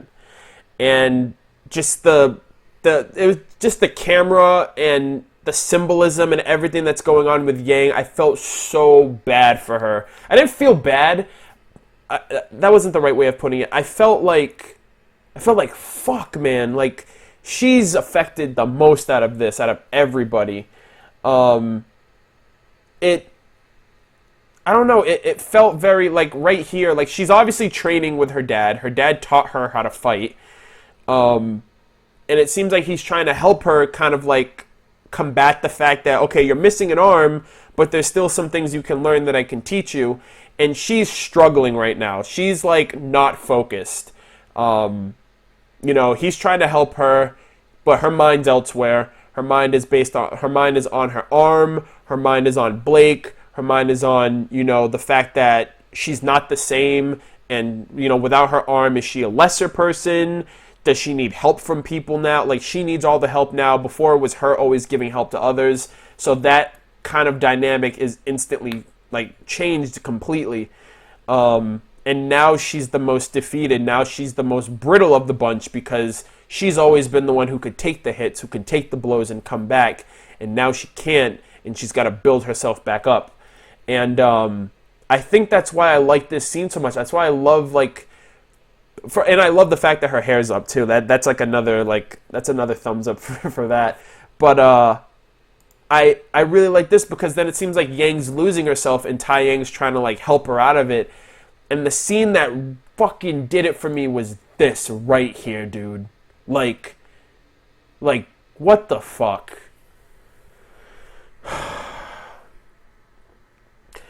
Like, this scene right here is like a gut punch. Like, knock the wind out of you. Of, like, seeing what Yang sees in her situation of, you know, she has her arms and, like, now she doesn't. It seems like she's devaluing herself because she's different now, because she doesn't have her arms now, her other arm, or because now she needs help. She kind of, like, degrades herself of something, I don't know, of strength, of just digging deep and bracing through it and coming out of it stronger than before.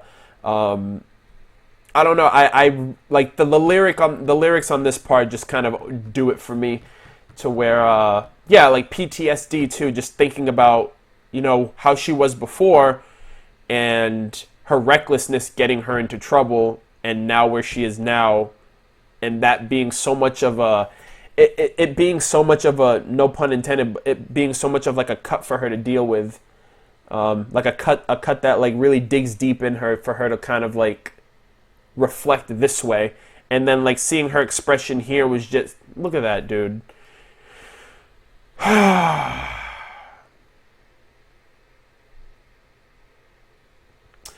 don't know, man. Is this live stream going on YouTube? Yep, it'll automatically be uploaded the second I finish streaming. All 3 hours or so of it.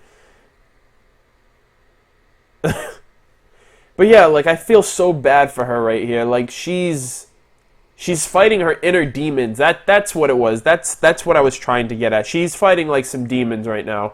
She's like this is like an internal struggle for her, of like she's looking at herself. She's looking at herself in the mirror, and she's not seeing the same person. She's seeing somebody else, and that's what I feel is going to be the biggest hurdle for her. Her dad's trying to help her. It's not helping. Blake leaving didn't help. The fact that she wants to be left alone and isolated doesn't help her situation. And that's natural. It's natural for people when they lose someone, or when something devastating happens to them, they're absorbed by that darkness, like that negativity, and they feed off that negativity. So if something bad happens to you, and this has happened to me before too, like if something bad happens to you, or you lose somebody in your life and you're depressed and you want to be alone, that sense of alone, you want to be alone. You don't want people around you. Even though you know it's going to eventually help you in the future, it's almost like if you're upset about something and you want to justify being upset, so you're going to want to continue being upset. I feel like that's almost like what she's going through. Like, she's like, she can't be convinced. She can only convince herself. But yeah, like, I don't want her to go, like, on a path of revenge or anything like that. I just want her to kind of reflect and learn from her mistakes. And, you know, if she ends up seeing Adam in the future, kind of analyze the situation of why things happened the way they did. And somebody also mentioned, too, in a video of mine, that what probably made the situation even worse for Blake in terms of her, like, shouldering the guilt of what happened to Yang was that she shot Adam, which charged his weapon, that he then used that power to attack Yang. So that's probably even more of a reason why she feels responsible, because not only did he attack Yang to hurt Blake, but Blake's attack was what allowed him to do it. So, again, just crazy levels of emotion, crazy levels of just shit going on all over the place.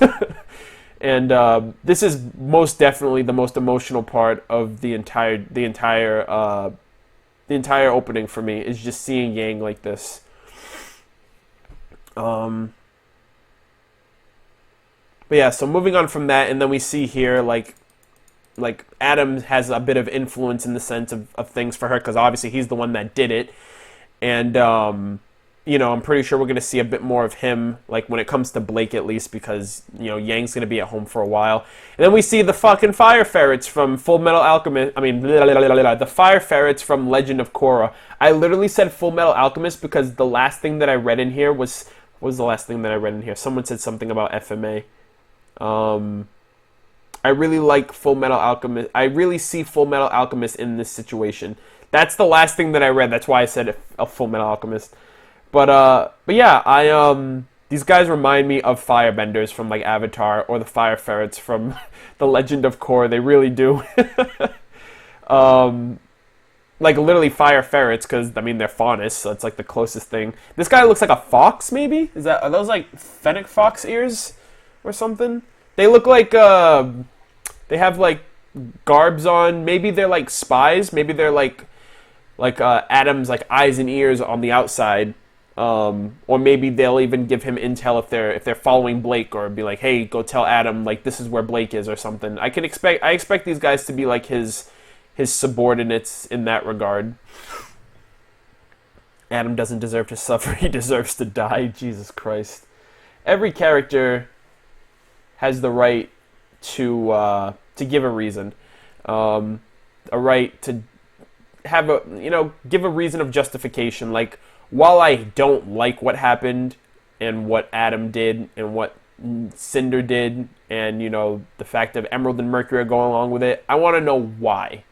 That can say a lot about the character. That can not necessarily persuade you, but it can give you that sense of empathy and sympathy for a character. And let it go down easy, and let it, you know, set them down easy when it comes to giving them a lot of flack for the bad stuff that they did. Do you think we'll get a conversation between Emerald and Mercury on their thoughts of everything? I'm not entirely sure. I mean, for the most part, they do tend to get along well, but it's never been, like, buddy-buddy thing, like, where they'd get into a deep conversation. But, I don't know, we'll see. Only time will tell at this point. So yeah, we have another image of Adam here. And then we have, again, this is, you know, Cinder's grand team. We have Hazel, Cinder, Tyrion, Watts, Salem, and for some reason, only Beowulfs. We only saw Beowulfs being spawned in the world at the beginning of the episode. We only see Beowulfs in the opening when it comes to Salem, and then the Beowulfs, like, also jump on the top after this screen right here. And it's like, what about the other Grimm? Like, what about the Goliaths and the Beringles and, you know, like, or I can just see it as Rooster Teeth being able to just do it with just I don't know if they're able to duplicate or replicate that scene with the other scenes to make it easier on their end in terms of animating. But I don't know. It seems kind of almost like, you know, there's a lack of variety when it comes to the Grimm is basically what I'm saying. But yeah, they're probably still remodeling. Yeah, okay, nope, I get it now. They're probably remodeling the other Grimm, and I'm not going to expect like 20, 30 Beringel Grimm. I feel like those were were more like higher tier than the former. And yeah, somebody mentioned that too. Somebody mentioned the Elite Four, and then you have Salem, who's like the Pokemon champion. So I thought that was pretty funny. Let's see. Alright. We're almost done, guys. We have a few more screens to go.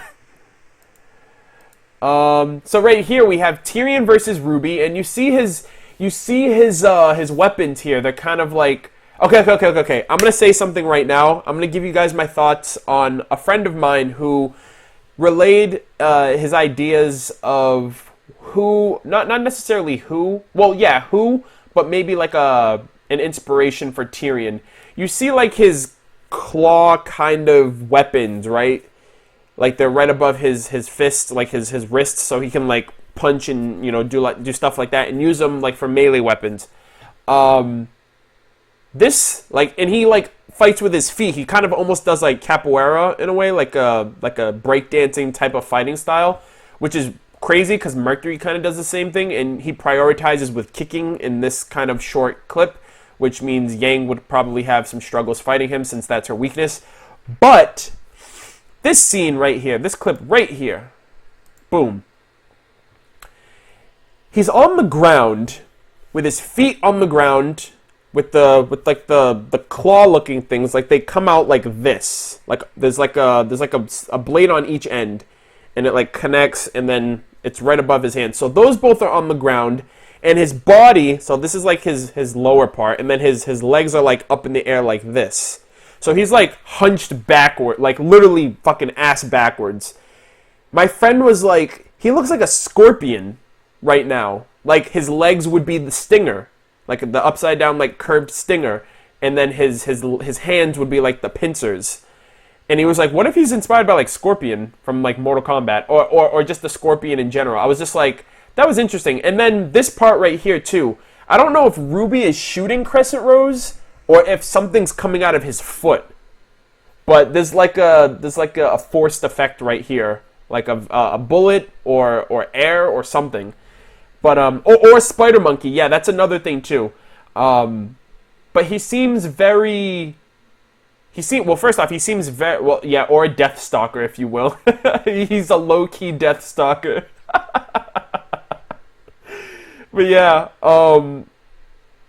I think he's just deflecting it. Okay, well, yeah, that could be understandable. That's like, what the hell is his shoes made out of then? But the 7 deadly sins. Someone mentioned that too. That each of Cinder's lackeys could be a different sin, including her too, because we have 2 others that aren't there. So altogether, you have all 7. So that would be really interesting to eventually see if that's the case. Tyrion versus Crow. Yo, I'm telling you, dude, that's gonna be the fight of the century if that happens.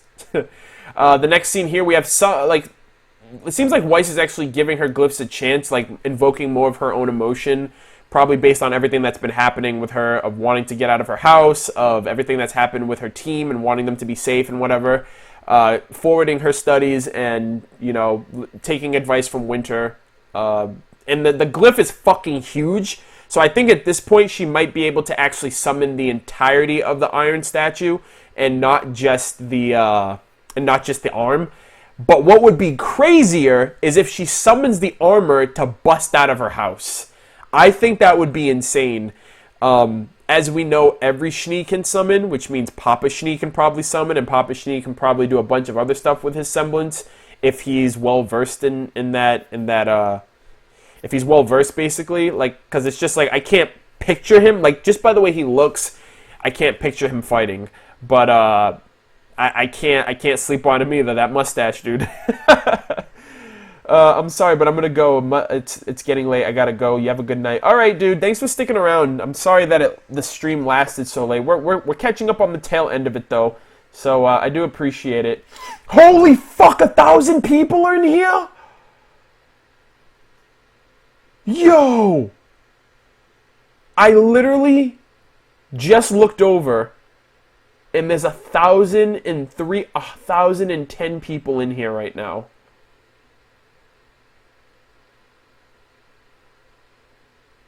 Holy fuck. Oh my god. I just got lost in my thoughts, so I didn't even notice that. But thank you guys so much for joining. Holy fuck, dude. 1,000 people.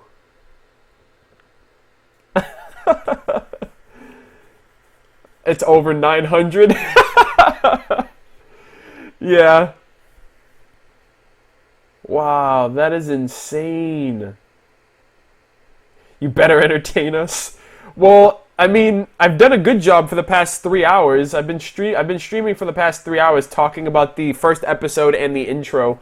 We're coming up on the tail end of things with the finishing up the intro at least. But achievement unlocked. I can't believe that, dude. That caught me off guard so bad. Wow, dude. I can't believe that. That's fucking insane. Somebody said Papa Schnee can summon KFC.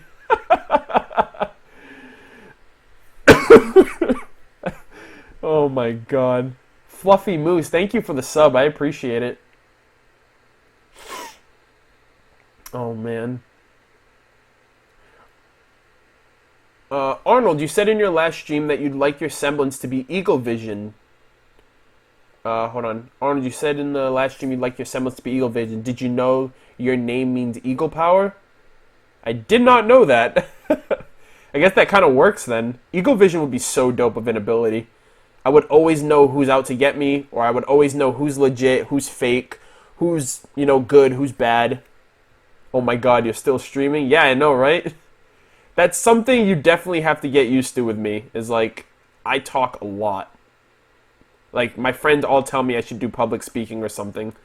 Yeah, this entire stream will be archived. I'm going to be wrapping up in about 10-15 minutes anyway, so... Yeah, the stream has been going on for 3 hours and 10 minutes, so I think 3.5 hours is a good, wrap-up point.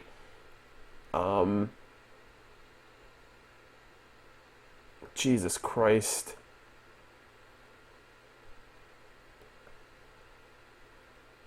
Arnold for president, yeah, right. So yeah, I think it'd be pretty cool for Weiss to summon her knight to bust out of her room or something if she's locked in there. Well, I know she's not locked in there, but I mean she's doing her summoning in her goddamn house for Christ's sake. So I wouldn't put it past her to do something like that, or something that reckless to actually get away. I'm so proud of Jean for this scene right here. I'm so proud of his progression and growth from the front. Remember Jean in Volume 1? He was getting his ass beat by fucking Cardin in the sparring matches. He didn't know how to use his aura, correctly. How to, check it and whatnot. He couldn't fight Grimm. And look at him, he's fucking fighting Beowulfs. And he's using, he has Pyrrha by his side at all times with his weapon, with his shield, with his sash, with the red sash. And I just love it. I love the dynamic. I love the dynamic of the team. And everything right here. Again, you see Team Ranger, Crow's tailing them. And the dynamic of everything, you have RWBY who does most of the damage. You have Ren and Nora backing her up as support. You have Jean as the strategist, the shot caller, the guy who has the man with the plan, the freaking Sokka of the group. So I love Jean's growth more than anything, because it seems like everyone's been growing, but he hasn't really expressed that growth, at least not expressive, not at least on the combat field. But just to see that he's growing shows that Pyrrha did teach him a lot and taught him the ropes well. And I don't know, I love Jean. And I really want to see more of him. And then here you have the ending, the final cut, the final scene of Team RWBY. Hopefully all of them being able to meet up in the future. And that, my friends, is the RWBY Volume 4, Chapter 1, Livestream Discussion in its entirety. Opening and the episode. 3 hours and 13 freaking minutes clocked in at this.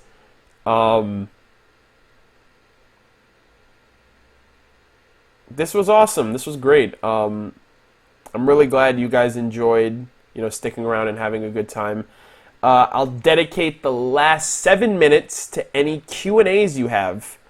And there is slow chat is active, so you can only submit one question per minute.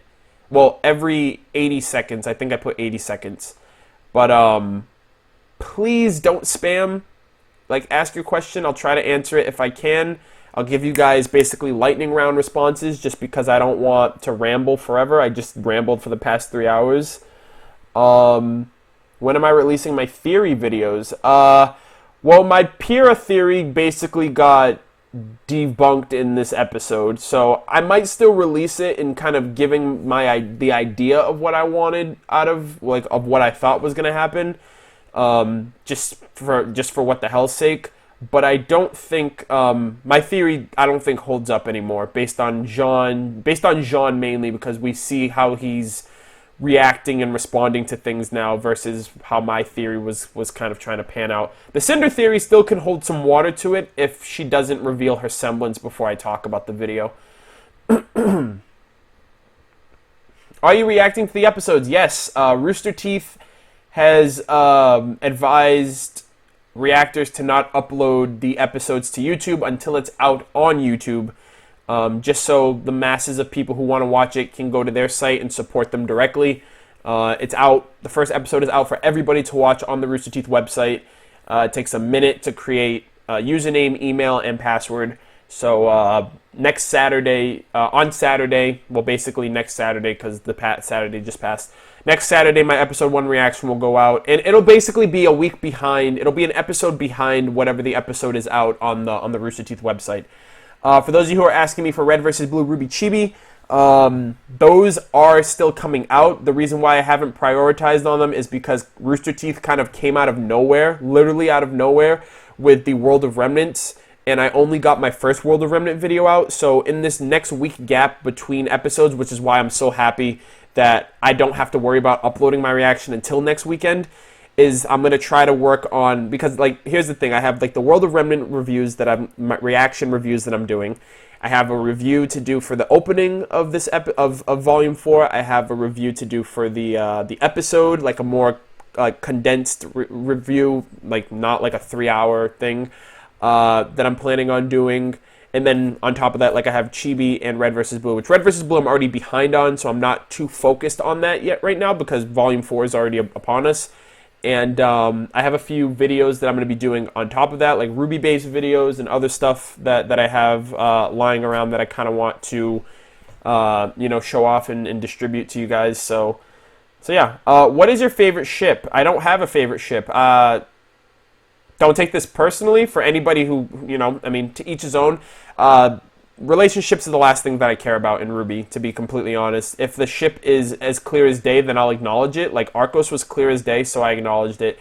Black Sun is more evident than something like Bumblebee, for example. I'm not someone that notices something like, oh, Blake and Sun are hugging. That means they like each other. That's just not how I perceive things when it comes to that. RWBY, at the end of the day, the last thing I care about is who's going to end up with who at the end of the series when we have characters like Salem and Cinder trying to destroy the freaking planet and kill anybody to get their way. The last thing I care about is who RWBY's going to end up with as a boyfriend or a girlfriend or whatever. And that goes for anybody. The one thing that I care more about when it comes to ships are definitely the shipping names are the coolest part of ships. Thank you for being cool with your fans. It's awesome that you do this sort of thing. Oh, well, if I could, I'd do more of these, honestly. I enjoy it just as much as you. I talked for 3 hours. You have to like talking or interacting with people in order to do something like that. Concurrently for 3 hours. And on top of that, it's RWBY. Forget about it. I would do this every single day, honestly. And this is what I crave. I crave interaction. I crave, people relating to what I want to talk about. And for you guys to actually be here and talk about it or want to hear me talk about it, I should be thanking you guys.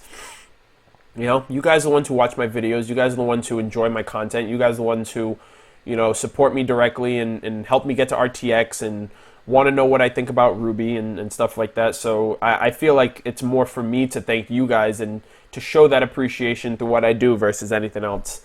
Do you think Team Ranger will meet up with Neptune and... Oh, Neptune and Haven. Well, technically, all of Team Sun should be in Haven, but that wouldn't explain how Sun met up with Blake then. That's the only other thing. I mean, unless the others went back, like Sage and Scarlet.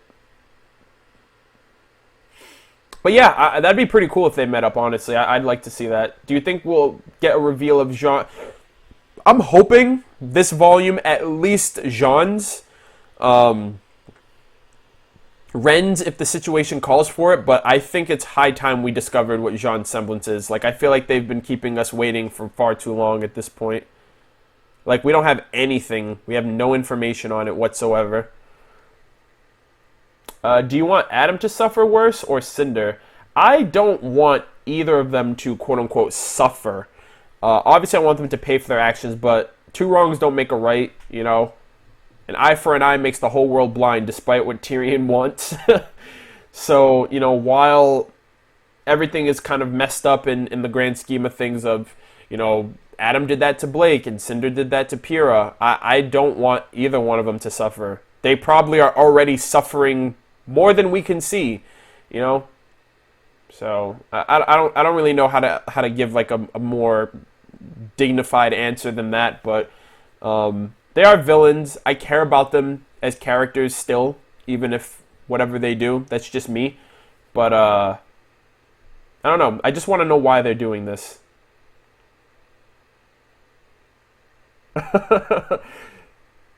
Hold on.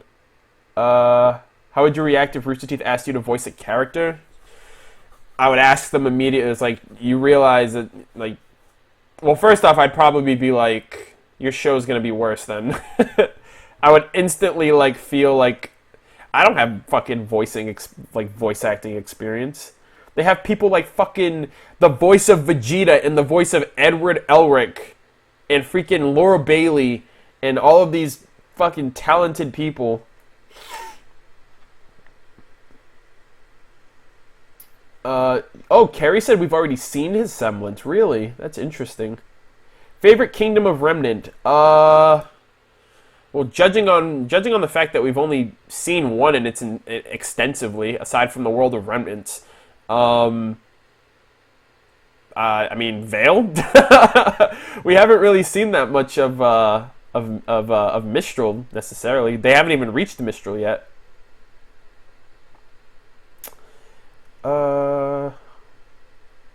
Yeah, I thought. Yeah.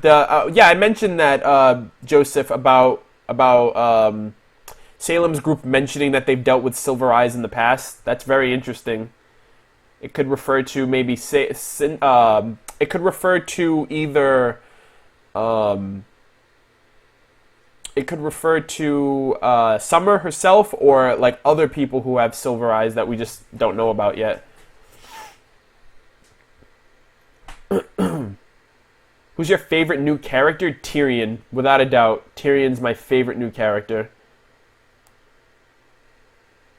How much longer until it's put on YouTube? Hey, Wyatt Jones, go to roosterteeth.com right now. You can watch the newest episode of RWBY Volume 4 right now. It comes out for free, for free members on Rooster Teeth website every Sunday. So you don't have to wait for it to come out on YouTube. You just have to create an account, and it takes like a minute. You don't need to pay anything. I had somebody else ask me that too. Someone else was like, how long do I have to wait before it comes out on YouTube? I was like, dude, it's on the site right now. Here's the link. Enjoy. I was like, dude, you owe it to yourself to watch that shit ASAP. What did you miss? 3.5 hours of the stream, basically. We're basically done here. Just giving you guys another look at the Be Right Back that I came up with. I didn't end up having to leave, surprisingly, but yeah, it was there. Any last questions, guys, before we wrap up? Oh my god, thank you. You're welcome. No, enjoy. The episode is so freaking boss. It is so dope. I'm gonna go watch RWBY now. What? You better have watched RWBY before you got here. What the hell? You just got spoiled, dude. Nah, but the episode is so legit. I loved it. I fucking loved the RWBY too. They did such a great job. No problem. You guys are welcome. Are you going to put up a reaction? Next Sunday. Rooster Teeth doesn't want anybody uploading their reactions before the episode comes out on YouTube, so I'm going to respect their wishes, as they're already fucking awesome enough of letting us use their content in this way. So, let's see.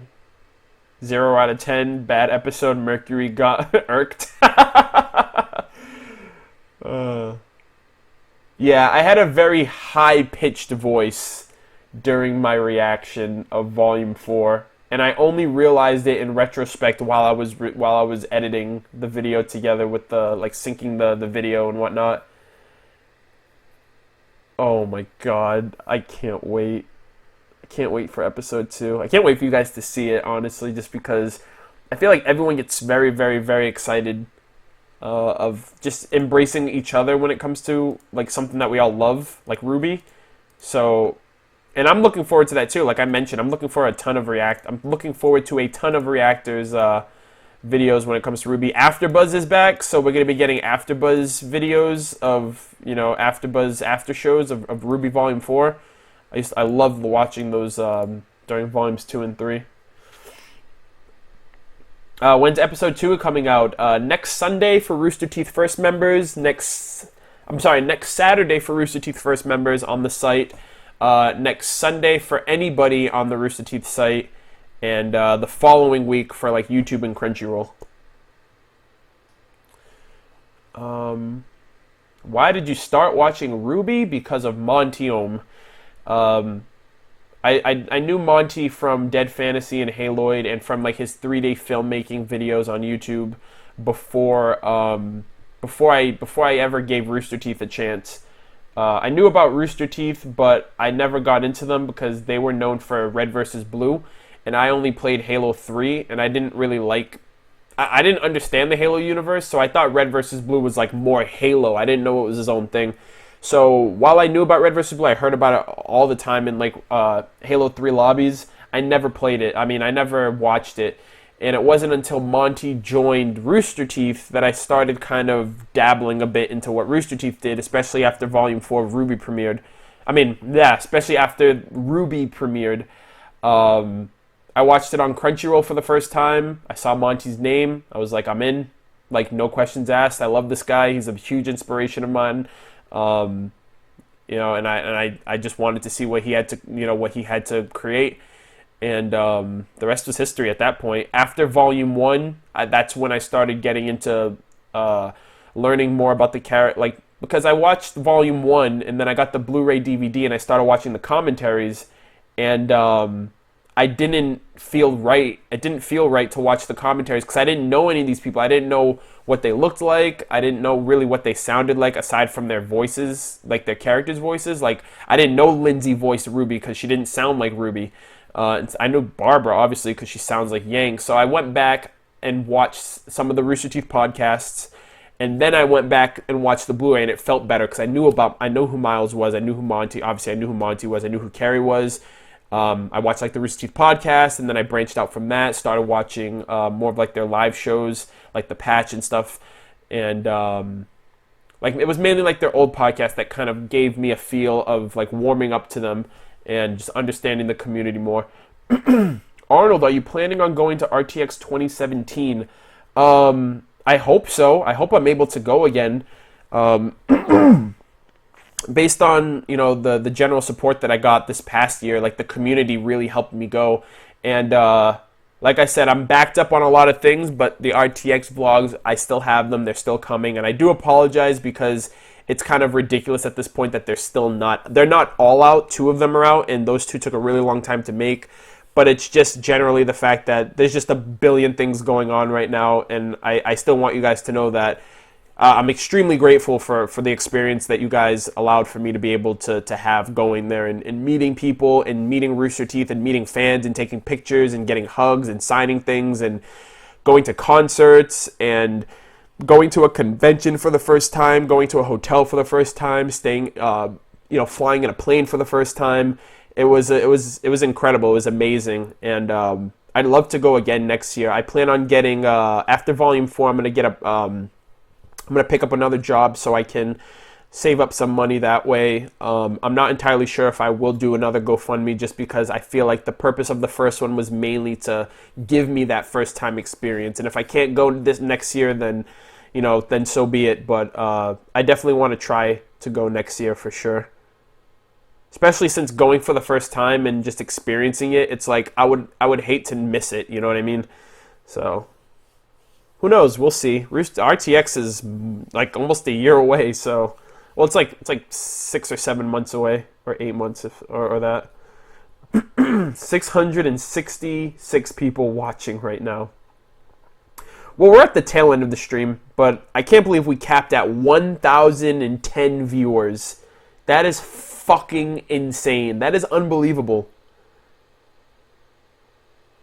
That is insane. Does Yang have PTSD? I wouldn't deny it. I mean, she did go through some traumatic shit. Do you know who voice acts for Tyrion? Someone in the chat mentioned it, but I don't remember. I'm sorry. It's in the credits of the episode if you double back on that. Derek, you shut your fucking mouth. Don't say that. Dude, you've done enough for me already. Like, I got your poster, the one that you sent me, by the way. It's in the corner, though. I'm waiting to do, like, an official, like, fan unboxing video. But, dude, that'd be awesome. Been here since the beginning. Holy fuck, Matt. Thank you so much. Last question. Oh my god. Ranger, Junior, Orange, or I don't know what the other one is. Like the J. You have a JN and then an NJ. Ranger, all day, every day. Yang has PTSD confirmed. Yeah, Team Ranger all day. No, Ozpin's not dead. Get out of here. Nah, Ozpin is definitely not dead. If Naruto has taught me anything, it's they're not dead unless you see a body. Please answer my question. What's your question, dude? We're in slow-mo chat. I'm surprised I haven't seen your question. Where can we send you gifts? So I'm working on a video right now. I'm doing some like research because I don't know how it works, but I'm considering opening a P.O. box. In my corner right there, I have like 5 or 6 packages from people who contacted me on who sent me gifts, and I'm gonna do an unboxing video of it for people who like kind of just expressing that, hey, I got your gift and thanks for the support. And to open up a P.O. box for anybody who wants to send me anything willingly, so I don't have to give out personal information and stuff like that. But I'm planning on doing a P.O. box in the future. I really like getting... let me get this thing off the screen. I really like receiving drawings. Like, I really love people who... I envy and have a huge adoration for people who can draw. So... I'd love to get any type of drawings, or if you want to send me a letter, or if you want to send me like a Christmas gift or a birthday gift or something you think I'll like or I'll like. I'll definitely plan on doing that in the future. Arnold, please answer my question. What about Blake and Adam's fight scene in the... Oh yeah, I'm so sorry. I completely forgot about that. I can't believe I didn't screenshot that. I was kind of rushing towards the end, but yeah, they're gonna be going through a dynamic too of like Blake still isn't like ready to face him. Like he's attacking and she's like dodging and moving, and like the face that she made at the end was kind of like, ugh, like what do I do? Like I got no other options. So that's gonna be tough for her. I don't know how she's gonna respond to that. And Adam's like relentless as fuck. He's just like, I'm gonna fight you. So, yeah, that's a very interesting thing too, because it's like I don't know what she's trying to do by confronting him, or if he's confronting her, and she's just gonna keep running. Like, you're not gonna learn from your mistakes. Like, this whole thing is about learning and adapting and growing as a person, and you can't run. You can't run forever. I think the first thing she's got to do too is get rid of that bow. Like, get rid of that bow and stop running. That's the only way the growth is gonna like. It's the only way she's gonna develop. Huh.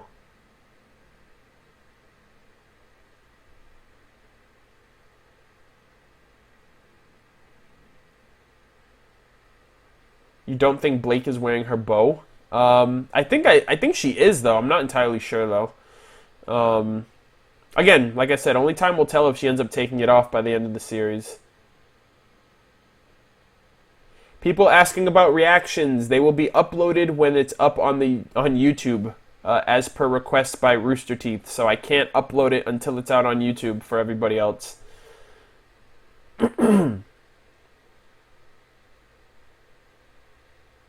Oh, Sonic, I answered your question before you even typed it, because somebody else also asked that question. My reactions will be uploaded a week after the episode airs for Rooster Teeth. So basically just take that for what it's worth, because I can't do anything more than that. No, I'm not going to separate my opening and episode reaction. They're both going to be in the same video. There are some people who decided to watch the opening before the episode aired, and I kind of feel like that desensitizes the experience, because it's like, that's how RWBY's always been. It's always been the first episode you watch, and then the very end is the opening, and then the opening is at the first thing that you get at the beginning of every other episode. So I didn't want to stray away from that. And I didn't want them both to be separate things, because then you're just going to see it again in the episode reaction. So yeah. Thoughts on Cinder's condition? She got fucked up. She got wrecked by RWBY. How often will there be a discussion like this? Every Sunday. There will be a discussion out. So on Saturday, we get a RWBY episode. If we get a RWBY episode or a World of Remnant, there will be a video like this up. World of Remnants might be on a case-by-case basis, depending if there's a lot to talk about. If there isn't, then I'll just do a review discussion. I'll do like a reaction review video instead. But for the most part, there will always be a discussion video like this every single Sunday on my YouTube channel, following the episode coming out. The only time that there won't be one on Sunday is if something, like if there's an emergency or there's just something that's out of my control that I can't resolve before then. But for the most part, we will be talking about RWBY every Sunday together, the same way that we've done today, in the same format, and just watching the show, basically talking about the show weekly. So that way you guys can be more involved and not just leave a comment that you think I'm not that you think I might not reply or read. I read every comment, but I can't reply to every comment. But when you guys are here in the chat, it's more compelling for me to be able to actually respond to you, not in text, but to be able to talk. So yeah. But I think, yeah, Chris Sabat voices Vegeta. He's so dope. That's awesome. Yeah, for those of you who haven't seen, definitely avoid. Well, it's a given. Like, it's common sense. Like, we're discussing, it's a RWBY Volume 4 Chapter 1 live stream discussion. So if you haven't seen the episode, then you're doing it wrong. How did Cinder lose her eye? Basically from the silver eyes flat, like the blast from RWBY's eyes.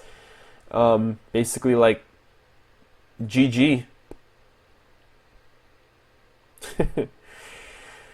Alright guys, and with that, I think we will finish off the stream there. For the most part, I hope that this was a better way of kind of getting to your questions versus how it was last time. Did the slow-mo chat help? Neo, yeah, I think Neo, I'm wondering where the hell she is. She's out in the world somewhere doing something. Like, living in a freaking, I don't know, like, I I can't say what can we say about Neo? We don't know. We have nothing. I can't even speculate because I'm not just gonna think off the top of my head. But for the most part, I think we'll see Neo again in the future. I really hope we do. Maybe she'll be living somewhere or something. But I just can't. There's not much to talk about because she hasn't been expressed at all since for the last 6 to 8 months. So there's been a time skip on top of the fact that she's not around. So do you think Torchwick is really dead? I think so, honestly. I mean, he got eaten and then the ship crashed. So even if the ship crashed, even if he got eaten and then the Grimm crashed into the inside of the ship and it immediately dispersed, because that's what happens when Grimm died, they immediately evaporate and he was safe. How does he get off of a crashing ship? Unless it has something to do with his semblance, that would help because we haven't seen it yet. But I think that's too much for Ozpin himself. I mean, for Torchwick himself, to kind of like be like, oh, I'll always survive, and then to get eaten but still survive. It kind of contradicts that whole kind of hubris that he had about him. But yeah. Don't stop the video. Well, these questions keep me from ending the video. It's almost 10 o'clock. Actually, it's 11. It's 11:25. I need to get off and eat dinner, and stuff like that.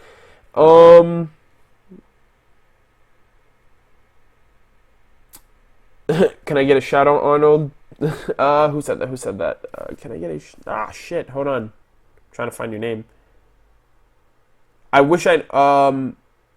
DW is awesome. I think that's how you say it. I got is your shout out. Okay, guys. Oh, wait. I'm just going to reply to general responses. See ya, Arnold. Thanks for doing this. It's extremely awesome to be able to engage in a superb discussion like this. I look forward to the next one. Have a great night/day. It is 11:30 at night. I appreciate it very much. Thank you for sticking around for as long as you have. And, yeah, I'll definitely see you back here. Mickey Herbert. I'll see you back here next Sunday, same time, same place. But yeah, thank you guys so much for sticking around. I hope you guys enjoyed it. Before I go, how did you guys feel about the chat? Like, was it a lot better this time around? Did I get as many questions, more questions answered? Because I feel like I was more involved in actually being able to see the chat. Because beforehand, it was just like I couldn't even keep up with it right when I started the stream. So, generally speaking, if the chat was great, then we'll keep this format for next week. And for everything else, I'll definitely tune in. You guys can tune in next Sunday. If you guys aren't already, follow me on Twitter. That's where I do most of my updates, so you guys will know if there's a delay or if there's or when you can expect a stream to go up, or anything that I talk about, whether it's my reactions, my reviews, my discussions, general Ruby topic information, all that kind of stuff, or just whatever you guys are willing to find out from me. But yeah, thank you guys so much for sticking around. Have a good night or day or whatever, wherever you guys may be. And I will see you guys next week. Have a good night. Take care.